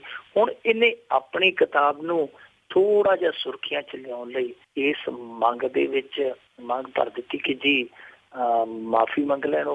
ਦੇਖੋ ਮਾਫੀ ਉਹ ਹੁਣ ਉਹਨਾਂ ਤੇ ਨਿਰਭਰ ਕਰਦਾ, ਬ੍ਰਿਟਿਸ਼ ਅੰਪਾਇਰ ਤੇ ਨਿਰਭਰ ਕਰਦਾ ਆ ਕਿ ਉਹ ਇਸ ਚੀਜ਼ ਨੂੰ ਕਿਵੇਂ ਲੈਂਦੇ ਆ। ਕੈਨੇਡਾ ਵਾਲਿਆਂ ਨੇ ਉਹ ਜਿਹੜਾ ਸੀਗਾ ਕਾਮਾਗਾਟਾ ਮਾਰੂ ਜਹਾਜ਼ ਵਾਲਾ ਜੋ ਵੀ ਐਪੀਸੋਡ ਸੀ ਉਹਦੇ ਵਿੱਚ ਮਾਫੀ ਮੰਗੀ ਹੈ। ਉਹ ਉਹਨਾਂ ਨੇ ਆਪਣੇ ਤੌਰ ਤੇ ਮੰਗੀ ਹੈ, ਭਾਵਨਾਵਾਂ ਨੂੰ ਕਦਰ ਦੇ ਵਜੋਂ ਕਹਿ ਲਈਏ, ਜਾਂ ਉਹਨਾਂ ਨੇ ਖੁਦ ਮਹਿਸੂਸ ਕੀਤਾ ਤੇ ਉਹਨਾਂ ਨੇ ਮਾਫੀ ਮੰਗ ਲਈ। ਕੋਈ ਉਹਨਾਂ ਦੀ ਧੌਣ ਤੇ ਗੋਡਾ ਰੱਖ ਕੇ ਕਿਸੇ ਨੇ ਮਾਫੀ ਨਹੀਂ ਮੰਗਾਈ।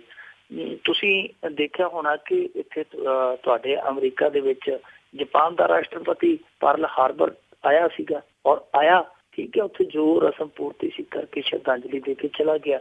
ਬਰਾਕ ਓਬਾਮਾ ਜਾਪਾਨ ਦੇ ਵਿੱਚ ਗਿਆ, ਉੱਥੇ ਉਹਨੇ ਨਾਗਾਸਾਕੀ ਹੀਰੋਸ਼ੀਮਾ ਦੇ ਵਿੱਚ ਜਿਹੜੇ ਲੋਕ ਸ਼ਿਕਾਰ ਹੋਏ ਐਟਮੀ ਬੰਬ ਦੇ, ਉਹਨਾਂ ਨੇ ਅਫਸੋਸ ਪ੍ਰਗਟਾ ਦਿੱਤਾ। ਆਉਂਦੇ ਨੂੰ ਜਦੋਂ ਓਬਾਮੇ ਨੂੰ ਪੁੱਛਿਆ ਗਿਆ ਕਿ ਭਾਈ ਤੁਸੀਂ ਮਾਫੀ ਮੰਗਦੇ ਹੋ ਇਸ ਬਾਰੇ, ਤਾਂ ਅਸੀਂ ਜੋ ਮੈਂ ਕਹਿਣਾ ਮੈਂ ਕਹਿਆ, ਯਾਨੀ ਮਾਫੀ ਨਹੀਂ ਮੰਗੀ। ਸੋ ਇਹ ਕਿਸੇ ਤੇ ਡਿਪੈਂਡ ਕਰਦਾ, ਕਿਸੇ ਤੇ ਨਿਰਭਰ ਕਰਦਾ ਕਿ ਉਹ ਉਸ ਚੀਜ਼ ਨੂੰ ਮਹਿਸੂਸ ਕਰਦਾ ਕਿ ਜੀ ਹਾਂ ਗਲਤੀ ਹੋਈ ਹੈ। ਜੇ ਉਹ ਆਪਣੇ ਭਾਵਨਾਤਮਕ ਤੌਰ ਤੇ ਇਸ ਮੁੱਦੇ ਤੇ ਕਿਸੇ ਵੀ ਮੁੱਦੇ ਤੇ ਮਾਫੀ ਮੰਗ ਲੈਂਦਾ ਤੇ ਉਹਦੀ ਫਰਾਖਦਿਲੀ ਕਹੀ ਜਾ ਸਕਦੀ ਹੈ। ਪਰ ਇਸ ਤਰ੍ਹਾਂ ਅਸੀਂ ਮੰਗ ਕਰੀਏ ਤੇ ਕੋਈ ਸਾਡੀ ਮੰਗ ਨੂੰ ਤੱਟ-ਫੱਟ ਪ੍ਰਵਾਨ ਕਰ ਲੇ, ਇਹ ਵੈਸੇ ਸੰਭਵ ਜਾਪਦਾ ਨਹੀਂ। ਖਾਸ ਤੌਰ ਤੇ ਬ੍ਰਿਟੇਨ ਦੇ ਵਿੱਚੋਂ ਜਿਸ ਤਰ੍ਹਾਂ ਦੇ ਹੁੰਗਾਰੇ ਆਉਂਦੇ ਆ, ਉਹ ਤੋਂ ਲੱਗਦਾ ਕਿ ਇਹੋ ਜਿਹੀਆਂ ਮੰਗਾਂ ਨੂੰ ਕਦੇ ਗੌਲਦੇ ਹੀ ਨਹੀਂ। ਕੋਈ ਨੂਰ ਵਾਲਾ ਪਾਕਿਸਤਾਨ ਵਾਲਾ ਵੀ ਦਾਅਵਾ ਕਰੀ ਜਾਂਦਾ, ਭਾਰਤ ਵੀ ਦਾਅਵਾ ਕਰੀ ਜਾਂਦਾ, ਸਿੱਖ ਆਪਦੇ ਤੌਰ ਤੇ ਦਾਅਵਾ ਕਰੀ ਜਾਂਦੇ ਆ, ਅੱਗੋਂ ਕੋਈ ਉਹਨਾਂ ਦਾ ਰਿਸਪੌਂਸ ਬਹੁਤਾ ਵਧੀਆ ਨਹੀਂ ਹੁੰਦਾ। ਚਲੋ ਸ਼ਸ਼ੀ ਥਰੂਰ ਦੀ ਮੰਗ ਠੀਕ ਹੈ ਕਿ ਇਹਨੇ ਮੰਗ ਉਠਾਈ ਤੇ ਸੀ, ਇੰਨੇ ਕੁ ਨੰਬਰ ਆਪਾਂ ਦੇ ਸਕਦੇ ਹਾਂ ਕਿ ਇਸ ਬੰਦੇ ਨੇ ਮੰਗ ਉਠਾਈ ਤੇ ਸੀ। ਪਰ ਇਹ ਸ਼ਸ਼ੀ ਥਰੂਰ ਹੈ ਜਿਹੜਾ ਉਹ ਇਸ ਸਵਾਲ ਦਾ ਵੀ ਜਵਾਬ ਦੇਵੇ ਕਿ ਇਹ UPA ਸਰਕਾਰ ਵੇਲੇ ਕੇਂਦਰੀ ਮੰਤਰੀ ਹੁੰਦਾ ਸੀ, ਮਿਨਿਸਟਰ ਹੁੰਦਾ ਸੀ, ਤੇ ਇਸ ਬੰਦੇ ਨੂੰ ਅੱਜ ਇਹ ਤੇ ਯਾਦ ਆ ਕਿ ਉੱਥੇ ਬਦੋਸ਼ੇ ਮਰੇ ਸਨ ਜਲਿਆਂਵਾਲੇ ਬਾਗ ਦੇ ਵਿੱਚ, ਤੇ ਮਾਫੀ ਫਲਾਣੇ ਗੁਨਾਹਗਾਰ ਨੂੰ ਮੰਗਣੀ ਚਾਹੀਦੀ ਹੈ। ਸ਼ਸ਼ੀ ਥਰੂਰ ਸੰਸਦ ਦੇ ਵਿੱਚ ਬਹਿੰਦਾ ਰਿਹਾ, ਮੰਤਰੀ ਮੰਡਲੀ 'ਚ ਰਹਿੰਦਾ ਰਿਹਾ, ਇਹਨੂੰ ਕਦੇ ਯਾਦ ਨਹੀਂ ਆਇਆ ਕਿ 84 ਦੇ ਵਿੱਚ ਵੀ ਤੇ ਬਦੋਸ਼ ਮਰੇ ਸਨ, 84 ਦੇ ਵਿੱਚ ਵੀ ਤੇ ਨਿਰਦੋਸ਼ਾਂ ਨੂੰ ਕੋ ਕੇ ਮਾਰਿਆ ਗਿਆ। ਕਿ ਭਾਰਤੀ ਸਟੇਟ ਨੇ ਸੰਸਦ ਦੇ ਵਿੱਚ ਖੜ ਕੇ ਉਸ ਨਰਸੰਹਾਰ ਲਈ ਮਾਫੀ ਮੰਗੀ ਹੈ? ਅੱਜ ਤੱਕ ਗੁਜਰਾਤ ਦੇ ਵਿੱਚ ਜੋ ਹੋਇਆ ਉਹਦੇ ਲਈ ਸਟੇਟ ਨੇ ਮਾਫੀ ਮੰਗੀ ਹੈ? ਜੋ 47 ਵੇਲੇ ਸੰਤਾਪ ਲੋਕਾਂ ਦੀ ਝੋਲੀ 'ਚ ਪਾਇਆ ਗਿਆ ਕਿ ਸਟੇਟ ਨੇ ਉਹਦੇ ਲਈ ਇਸ ਤਰ੍ਹਾਂ ਦੀ ਕੋਈ ਮਾਫੀ ਮੰਗੀ ਹੈ? ਸੋ ਇਹ ਕਹਿਣਾ ਕਿਸੇ ਨੂੰ ਉਹ ਬਾਅਦ ਦੇ ਵਿੱਚ ਕਹਿਣਾ ਠੀਕ ਲੱਗਦਾ, ਪਹਿਲਾਂ ਤੁਸੀਂ ਕਰਕੇ ਦਿਖਾਓ ਜਿਹੜੀਆਂ ਤੁਹਾਡੀ ਸਟੇਟ ਨੇ ਗਲਤੀਆਂ ਕੀਤੀਆਂ, ਜਿਹੜੀਆਂ ਤੁਹਾਡੀ ਸਟੇਟ ਨੇ ਗੁਨਾਹ ਕੀਤੀਆਂ, ਉਹਨਾਂ ਲਈ ਮਾਫੀ ਮੰਗੋ, ਫਿਰ ਦੂਜੇ ਨੂੰ ਕਹਿ ਲਿਓ ਕਿ ਭਾਈ ਹੁਣ ਤੂੰ ਆਪਣੇ ਗੁਨਾਹ ਦੀ ਮਾਫੀ ਮੰਗ ਲੈ। ਬਿਲਕੁਲ ਜੀ, ਇਹ ਤਾਂ ਅਸੀਂ ਦੂਸਰਿਆਂ ਲਈ ਰੱਖਿਆ ਵੀ ਉਹਨਾਂ ਤੋਂ ਆਹ ਮੰਗਣਾ ਤੇ ਆਪਾਂ ਜਾਂਦੇ ਇੱਕ ਝਾਤ ਮਾਰਦੇ ਹਾਂ ਜੀ। ਪੰਜਾਬ ਦੇ ਵਿੱਚ ਚੋਣ ਦੰਗਲ ਹੋ ਰਿਹਾ, ਛਿੰਝ ਪੈ ਰਹੀ ਆ, ਤੇ ਉਸ ਦੇ ਵਿੱਚ ਜਾਂਦੇ ਇੱਕ ਝਾਤ ਮਾਰ ਦਿਓ। ਹਾਂਜੀ, ਬੜਾ ਰੋਮਾਂਚਕਾਰੀ ਚੋਣ ਦੰਗਲ ਹੋਣ ਜਾ ਰਿਹਾ। ਜਿਵੇਂ ਮੈਂ ਤੁਹਾਨੂੰ ਲੰਬੀ ਦਾ ਜ਼ਿਕਰ ਕਰ ਹੀ ਦਿੱਤਾ ਕਿ ਲੰਬੀ ਦੇ ਵਿੱਚ ਹੁਣ ਭੇੜ ਹੈ ਜਿਹੜਾ ਤਕੋਨਾ ਹੋਣ ਜਾ ਰਿਹਾ। ਤਕੋਨੇ ਭੇੜ ਦੇ ਵਿੱਚ ਪ੍ਰਕਾਸ਼ ਸਿੰਘ ਬਾਦਲ ਆ, ਜਰਨੈਲ ਸਿੰਘ ਆ, ਕੈਪਟਨ ਅਮਰਿੰਦਰ ਸਿੰਘ ਆ। ਸਵੇਰੇ ਜਰਨੈਲ ਸਿੰਘ ਪਰਚਾ ਭਰੇਗਾ ਲੰਬੀ ਤੋਂ, ਤੇ ਪਰਸੋਂ ਕੈਪਟਨ ਅਮਰਿੰਦਰ ਸਿੰਘ ਭਰੇਗਾ। ਪ੍ਰਕਾਸ਼ ਸਿੰਘ ਬਾਦਲ ਜਿਹੜਾ ਆ ਉਹ 12 ਤਰੀਕ ਨੂੰ ਪਰਚਾ ਭਰ ਚੁੱਕਾ। ਸੋ ਲੰਬੀ ਦਾ ਚੋਣ ਮੈਦਾਨ ਭਖਣ ਵਾਲਾ ਹੀ ਹੈ। ਦੂਜੇ ਪਾਸੇ ਅੱਜ ਗੁਰਪ੍ਰੀਤ ਘੁੱਗੀ ਹੈ ਜਿਹੜਾ ਸਮਰਥਕਾਂ ਦੇ ਨਾਲ ਹਾਰੂਨ ਪਾ ਕੇ ਵਿਚਾਰਾ ਗਿਆ ਸੀਗਾ ਪਰਚਾ ਭਰਨ, ਪਰ ਉੱਥੋਂ ਬੇਰੰਗ ਮੁੜ ਆਇਆ ਕਿਉਂਕਿ ਉਹਦੇ ਕਾਗਜ਼ ਜਿਹੜੇ ਸੀਗੇ ਉਹ ਅਨਕੰਪਲੀਟ ਸੀਗੇ। ਉਹ ਠੰਡਾ ਜਿਹਾ ਹੋ ਕੇ ਮੁੜਿਆ। ਸਵੇਰੇ ਫਿਰ ਜਾਏਗਾ, ਫਿਰ ਬੰਦਿਆਂ ਨੂੰ ਦੁੱਖ ਦੇਵੇਗਾ ਤੇ ਹਾਰ ਵੀ ਮੇਰੇ ਖਿਆਲ ਦੇ ਨਾਲ ਨਵੇਂ ਇਹਨੂੰ ਮੰਗਾਉਣੇ ਪੈਣਗੇ। ਉੱਧਰ ਦੂਜੇ ਪਾਸੇ ਅਨਿਲ ਜੋਸ਼ੀ ਨੇ ਅੱਜ ਕਮਾਲ ਕਰ ਦਿੱਤੀ ਕਿ ਟਿਕਟਾਂ ਦੀ ਜਿਹੜੀ ਸੂਚੀ ਸੀਗੀ ਉਹ ਜਾਰੀ ਕਰਦੀ ਹੈ ਭਾਜਪਾ ਦੇਰ ਸ਼ਾਮ ਨੂੰ, ਤੇ ਜੋਸ਼ੀ ਸਾਹਿਬ ਬਾਅਦ ਦੁਪਹਿਰ ਹੀ ਆਪਣੀ ਜਿਹੜੀ ਨਾਮਜ਼ਦਗੀ ਭਰ ਆਏ ਸਨ। ਮਤਲਬ ਕਿ ਉਹਨੂੰ ਪਹਿਲਾਂ ਹੀ ਤਾਰ ਖੜਕ ਚੁੱਕੀ ਸੀ ਕਿ ਮੈਨੂੰ ਟਿਕਟ ਮਿਲ ਗਈ ਹੈ, ਉਹ ਇਸ ਕਰਕੇ ਦੁਪਹਿਰੇ ਹੀ ਚੋਣ ਪਰਚਾ ਜਿਹੜਾ ਭਰ ਆਇਆ। ਦੂਜੇ ਪਾਸੇ ਜੇ ਗੱਲ ਕਰੀਏ ਸ਼ੇਰ ਸਿੰਘ ਘੁਬਾਇਆ ਦੇ ਮੁੰਡੇ ਦੀ ਜਿਹੜਾ ਫਾਜ਼ਿਲਕਾ ਤੋਂ ਚੋਣ ਲੜਦਾ ਪਿਆ, ਘੁਬਾਇਆ ਦਾ ਮੁੰਡਾ ਵੀ ਅੱਜ ਪਰਚਾ ਭਰ ਕੇ ਆਇਆ ਤੇ ਉਹਨੂੰ ਪੁੱਛਿਆ ਕਿ ਤੇਰਾ ਡੈਡੀ ਨਹੀਂ ਆਇਆ ਨਾਲ। ਹਾਲਾਂਕਿ ਮੈਂ ਤੁਹਾਨੂੰ ਇਹ ਦੱਸ ਦਿਆਂ ਕਿ ਜਿਹੜਾ ਘੁਬਾਇਆ ਦਾ ਮੁੰਡਾ ਦਵਿੰਦਰ ਸਿੰਘ ਘੁਬਾਇਆ ਉਹ ਸਭ ਤੋਂ ਛੋਟੀ ਉਮਰ ਦਾ ਕੈਂਡੀਡੇਟ ਹੈ ਪੰਜਾਬ ਦੇ ਵਿੱਚੋਂ, ਤੇ ਉਹਨੂੰ ਪੁੱਛਿਆ ਕਿ ਤੇਰਾ ਡੈਡੀ ਨਹੀਂ ਆਇਆ, ਉਹਨੇ ਆਖਿਆ ਡੈਡੀ ਆ ਜਾਏਗਾ, ਡੈਡੀ ਹੈ ਮੇਰਾ ਜ਼ਰੂਰ ਆਏਗਾ। ਤੇ ਦੱਸਦੇ ਉਧਰ ਸ਼ੇਰ ਸਿੰਘ ਘੁਬਾਇਆ ਨੇ ਕਵਾਇਦ ਸ਼ੁਰੂ ਕਰ ਦਿੱਤੀ ਕਿ ਪੁੱਤ ਦੇ ਹੱਕ 'ਚ ਪ੍ਰਚਾਰ ਕਰਨਾ। ਦੂਜੇ ਅਕਾਲੀ ਹੈ ਜਿਹੜੇ ਉਹ ਕਹਿੰਦੇ ਕਿ ਇਹ ਕਿਸ ਤਰ੍ਹਾਂ ਹੋਏਗਾ ਕਿ ਤੁਸੀਂ ਪਾਰਟੀ ਜਿਹੜੀ ਅਕਾਲੀ ਦਲ ਦੀ ਟਿਕਟ ਤੇ ਮੈਂਬਰ ਪਾਰਲੀਮੈਂਟ ਹੋ ਤੇ ਪ੍ਰਚਾਰ ਤੁਸੀਂ ਕਾਂਗਰਸੀ ਉਮੀਦਵਾਰ ਲਈ ਕਰੋਗੇ, ਤੇ ਉਹ ਕਹਿੰਦਾ ਕਿ ਢਿੱਡੋਂ ਜੰਮਿਆ ਬਗਾਨਾ ਥੋੜੀ ਹੁੰਦਾ। ਮੈਂ ਤੇ ਆਪਦੇ ਪੁੱਤ ਲਈ ਪ੍ਰਚਾਰ ਕਰਨਾ, ਪਾਰਟੀ ਕੋਈ ਵੀ ਹੋਵੇ, ਮੈਂ ਕਿਸੇ ਪਾਰਟੀ ਲਈ ਪ੍ਰਚਾਰ ਥੋੜੀ ਕਰਨਾ, ਮੈਂ ਤਾਂ ਆਪਦੇ ਮੁੰਡੇ ਲਈ ਪ੍ਰਚਾਰ ਕਰੂੰ। ਸੋ ਸਾਰੇ ਹੈਰਾਨ ਆ ਕਿ ਵਾਕਿਆ ਸ਼ੇਰ ਸਿੰਘ ਘੁਬਾਇਆ ਹੁਣ ਸਿਆਸਤਦਾਨ ਬਣ ਗਿਆ, ਕਿ ਮੁੰਡਾ ਆਪਦੀ ਥਾਂ ਤੇ ਆ, ਸਿਆਸਤ ਆਪਦੀ ਥਾਂ ਤੇ ਆ। ਸੋ ਇਹੀ ਸਿਆਸਤਦਾਨਾਂ ਦੀ ਜਿਹੜੀ ਕਹਿ ਸਕਦੇ ਚੁਸਤ ਚਲਾਕੀ ਹੈ। ਉਧਰ ਉਪਕਾਰ ਸੰਧੂ ਕਮਾਲ ਕਰ ਗਿਆ ਜੀ। ਉਪਕਾਰ ਸੰਧੂ ਕੁਛ ਸਮਾਂ ਪਹਿਲਾਂ ਕੱਟੜ ਕਾਲੀ ਸੀ ਤੇ ਮਜੀਠੀਆ ਸਾਹਿਬ ਦਾ ਬੜਾ ਵੱਡਾ ਜਰਨੈਲ ਸੀ ਮਾਝੇ ਦੇ ਵਿੱਚ। ਫਿਰ ਉਹ ਟੁੱਟ ਕੇ ਤੇ ਸ਼ਿਕਾਰ ਹੋ ਗਿਆ ਅਣਗਹਿਲੀ ਦਾ। ਬਾਅਦ ਦੇ ਵਿੱਚ ਬੇਅਦਬੀਆਂ ਦਾ ਬਹਾਨਾ ਜਿਹਾ ਲਾ ਕੇ ਅਸਤੀਫਾ ਦੇ ਕੇ ਬਾਹਰ ਆ ਗਿਆ ਅਕਾਲੀ ਦਲ ਚੋਂ, ਫਿਰ ਅੰਦਰ ਚਲੇ ਗਿਆ, ਫਿਰ ਪਤਾ ਨਹੀਂ ਕੀ ਸ਼ਿੰਗ ਜੀ ਪਈ, ਫਿਰ ਆਮ ਆਦਮੀ ਪਾਰਟੀ ਦੇ ਨੇੜੇ ਹੋ ਗਿਆ, ਫਿਰ ਕਹਿੰਦਾ ਜੀ ਇਹ ਤੇ ਪਾਰਟੀ ਸਹੀ ਨਹੀਂ, ਇਹ ਤੇ ਬਹੁਤ ਕੁਛ ਹੈ ਜਿਹੜਾ ਗਲਤ ਕਰਦੀ ਹੈ, ਫਿਰ ਕਾਂਗਰਸ 'ਚ ਜਾ ਕੇ ਸ਼ਾਮਲ ਹੋ ਗਿਆ। ਆ ਪਰਸੋਂ ਫਿਰ ਉਹ ਬੈਕ ਗੇਅਰ ਲਾ ਕੇ ਆਮ ਆਦਮੀ ਪਾਰਟੀ 'ਚ ਆ ਗਿਆ। ਤੇ ਆਮ ਆਦਮੀ ਪਾਰਟੀ ਵਾਲੇ ਜਿਹੜੇ ਕਹਿੰਦੇ ਸਨ ਇਹ ਚਿੱਟੇ ਦਾ ਸੌਦਾਗਰ ਆ, ਫਲਾਣੇ ਦਾ ਸੌਦਾਗਰ ਆ, ਧਮਕਾਣੇ ਦਾ ਸੌਦਾਗਰ ਆ, ਤੇ ਉਹਨੂੰ ਉਸੇ ਅੰਮ੍ਰਿਤਸਰ ਤੋਂ ਲੋਕ ਸਭਾ ਦੀ ਸੀਟ ਤੇ ਉਮੀਦਵਾਰ ਵਜੋਂ ਇਹਨਾਂ ਨੇ ਐਲਾਨ ਦਿੱਤਾ ਕਿ ਇਹ ਸਾਡਾ ਇੱਥੋਂ ਅੰਮ੍ਰਿਤਸਰ ਤੋਂ ਜਿਹੜੀ ਜਿਮਨੀ ਚੋਣ ਹੋਣੀ ਹੈ, ਉਪ ਚੋਣ ਹੋਣੀ ਹੈ ਜਿਹੜੀ, ਉਹਦਾ ਉਮੀਦਵਾਰ ਹੋਏਗਾ। ਸੋ ਕਮਾਲਾਂ ਹੋ ਜਾਂਦੀਆਂ। ਦੂਜੇ ਪਾਸੇ ਇੱਕ ਬਹੁਤ ਵੱਡਾ ਉਲਟਫੇਰ ਵੇਖਣ ਨੂੰ ਮਿਲਿਆ ਕਿ ਜਿਹੜਾ 3 ਵਾਰ ਦਾ ਭਾਰਤੀ ਜਨਤਾ ਪਾਰਟੀ ਦਾ ਵਿਧਾਇਕ ਹੈ ਸਤਪਾਲ ਗੋਸਾਈ, ਉਹ 12 ਜਨਵਰੀ ਨੂੰ ਤੇ ਭਾਜਪਾ ਹੀ ਸੀ, 13 ਜਨਵਰੀ ਨੂੰ ਉਹ ਕਾਂਗਰਸੀ ਹੋ ਗਿਆ, ਜਾ ਕੇ ਕੈਪਟਨ ਤੋਂ ਸਰੋਪਾ ਪਵਾ ਲਿਆ। ਤੇ ਫਿਰ 14 ਤਰੀਕ ਨੂੰ ਛੁੱਟੀ ਰਹੀ, 14 ਦੇ ਦਿਨ ਨੂੰ 15 ਨੂੰ ਉਹ ਫਿਰ ਭਾਜਪਾ ਦੇ ਵਿੱਚ ਆ ਗਿਆ। ਜਾਨੀ 3 ਦਿਨਾਂ ਦੇ ਵਿੱਚ ਉਹ 3 ਟਿਕਾਣੇ ਬਦਲ ਚੁੱਕਾ। ਤੇ ਲੋਕ ਹੈਰਾਨ ਆ ਕਿ ਇਹ ਇਲੈਕਸ਼ਨ ਚੱਲਣ ਡਿਆ ਜਾਂ ਅਰਵਿੰਦ ਕੇਜਰੀਵਾਲ ਵਾਲਾ ਆੜ ਈਵਨ ਵਾਲਾ ਫਾਰਮੂਲਾ ਚੱਲਦਾ ਕਿ ਇੱਕ ਦਿਨ ਇੱਧਰ, ਇੱਕ ਦਿਨ ਇੱਧਰ, ਇੱਕ ਦਿਨ ਉਹ, ਇੱਕ ਦਿਨ ਉਹ। ਬਿਲਕੁਲ ਜੀ। ਵੈਸੇ ਪੰਜਾਬ ਦੇ ਵਿੱਚ ਤੇ ਵੋਟਾਂ ਦਾ ਵਿਆਹ ਗੁਜ਼ਰਿਆ ਆ, ਪਰ ਕਈ ਰੰਗ ਦੇਖਣ ਨੂੰ ਮਿਲਣਗੇ ਜਿਸ ਤਰ੍ਹਾਂ ਤੁਸੀਂ ਦੱਸਿਆ ਆ ਕਿ ਕਹਿੰਦੇ ਕੁਛ ਤੇ ਕਰਦੇ ਕੁਛ ਆ। ਤੁਹਾਡਾ ਬਹੁਤ ਬਹੁਤ ਧੰਨਵਾਦ ਮਿੰਟੂ ਗੁਰਸਰੀਆ ਜੀ।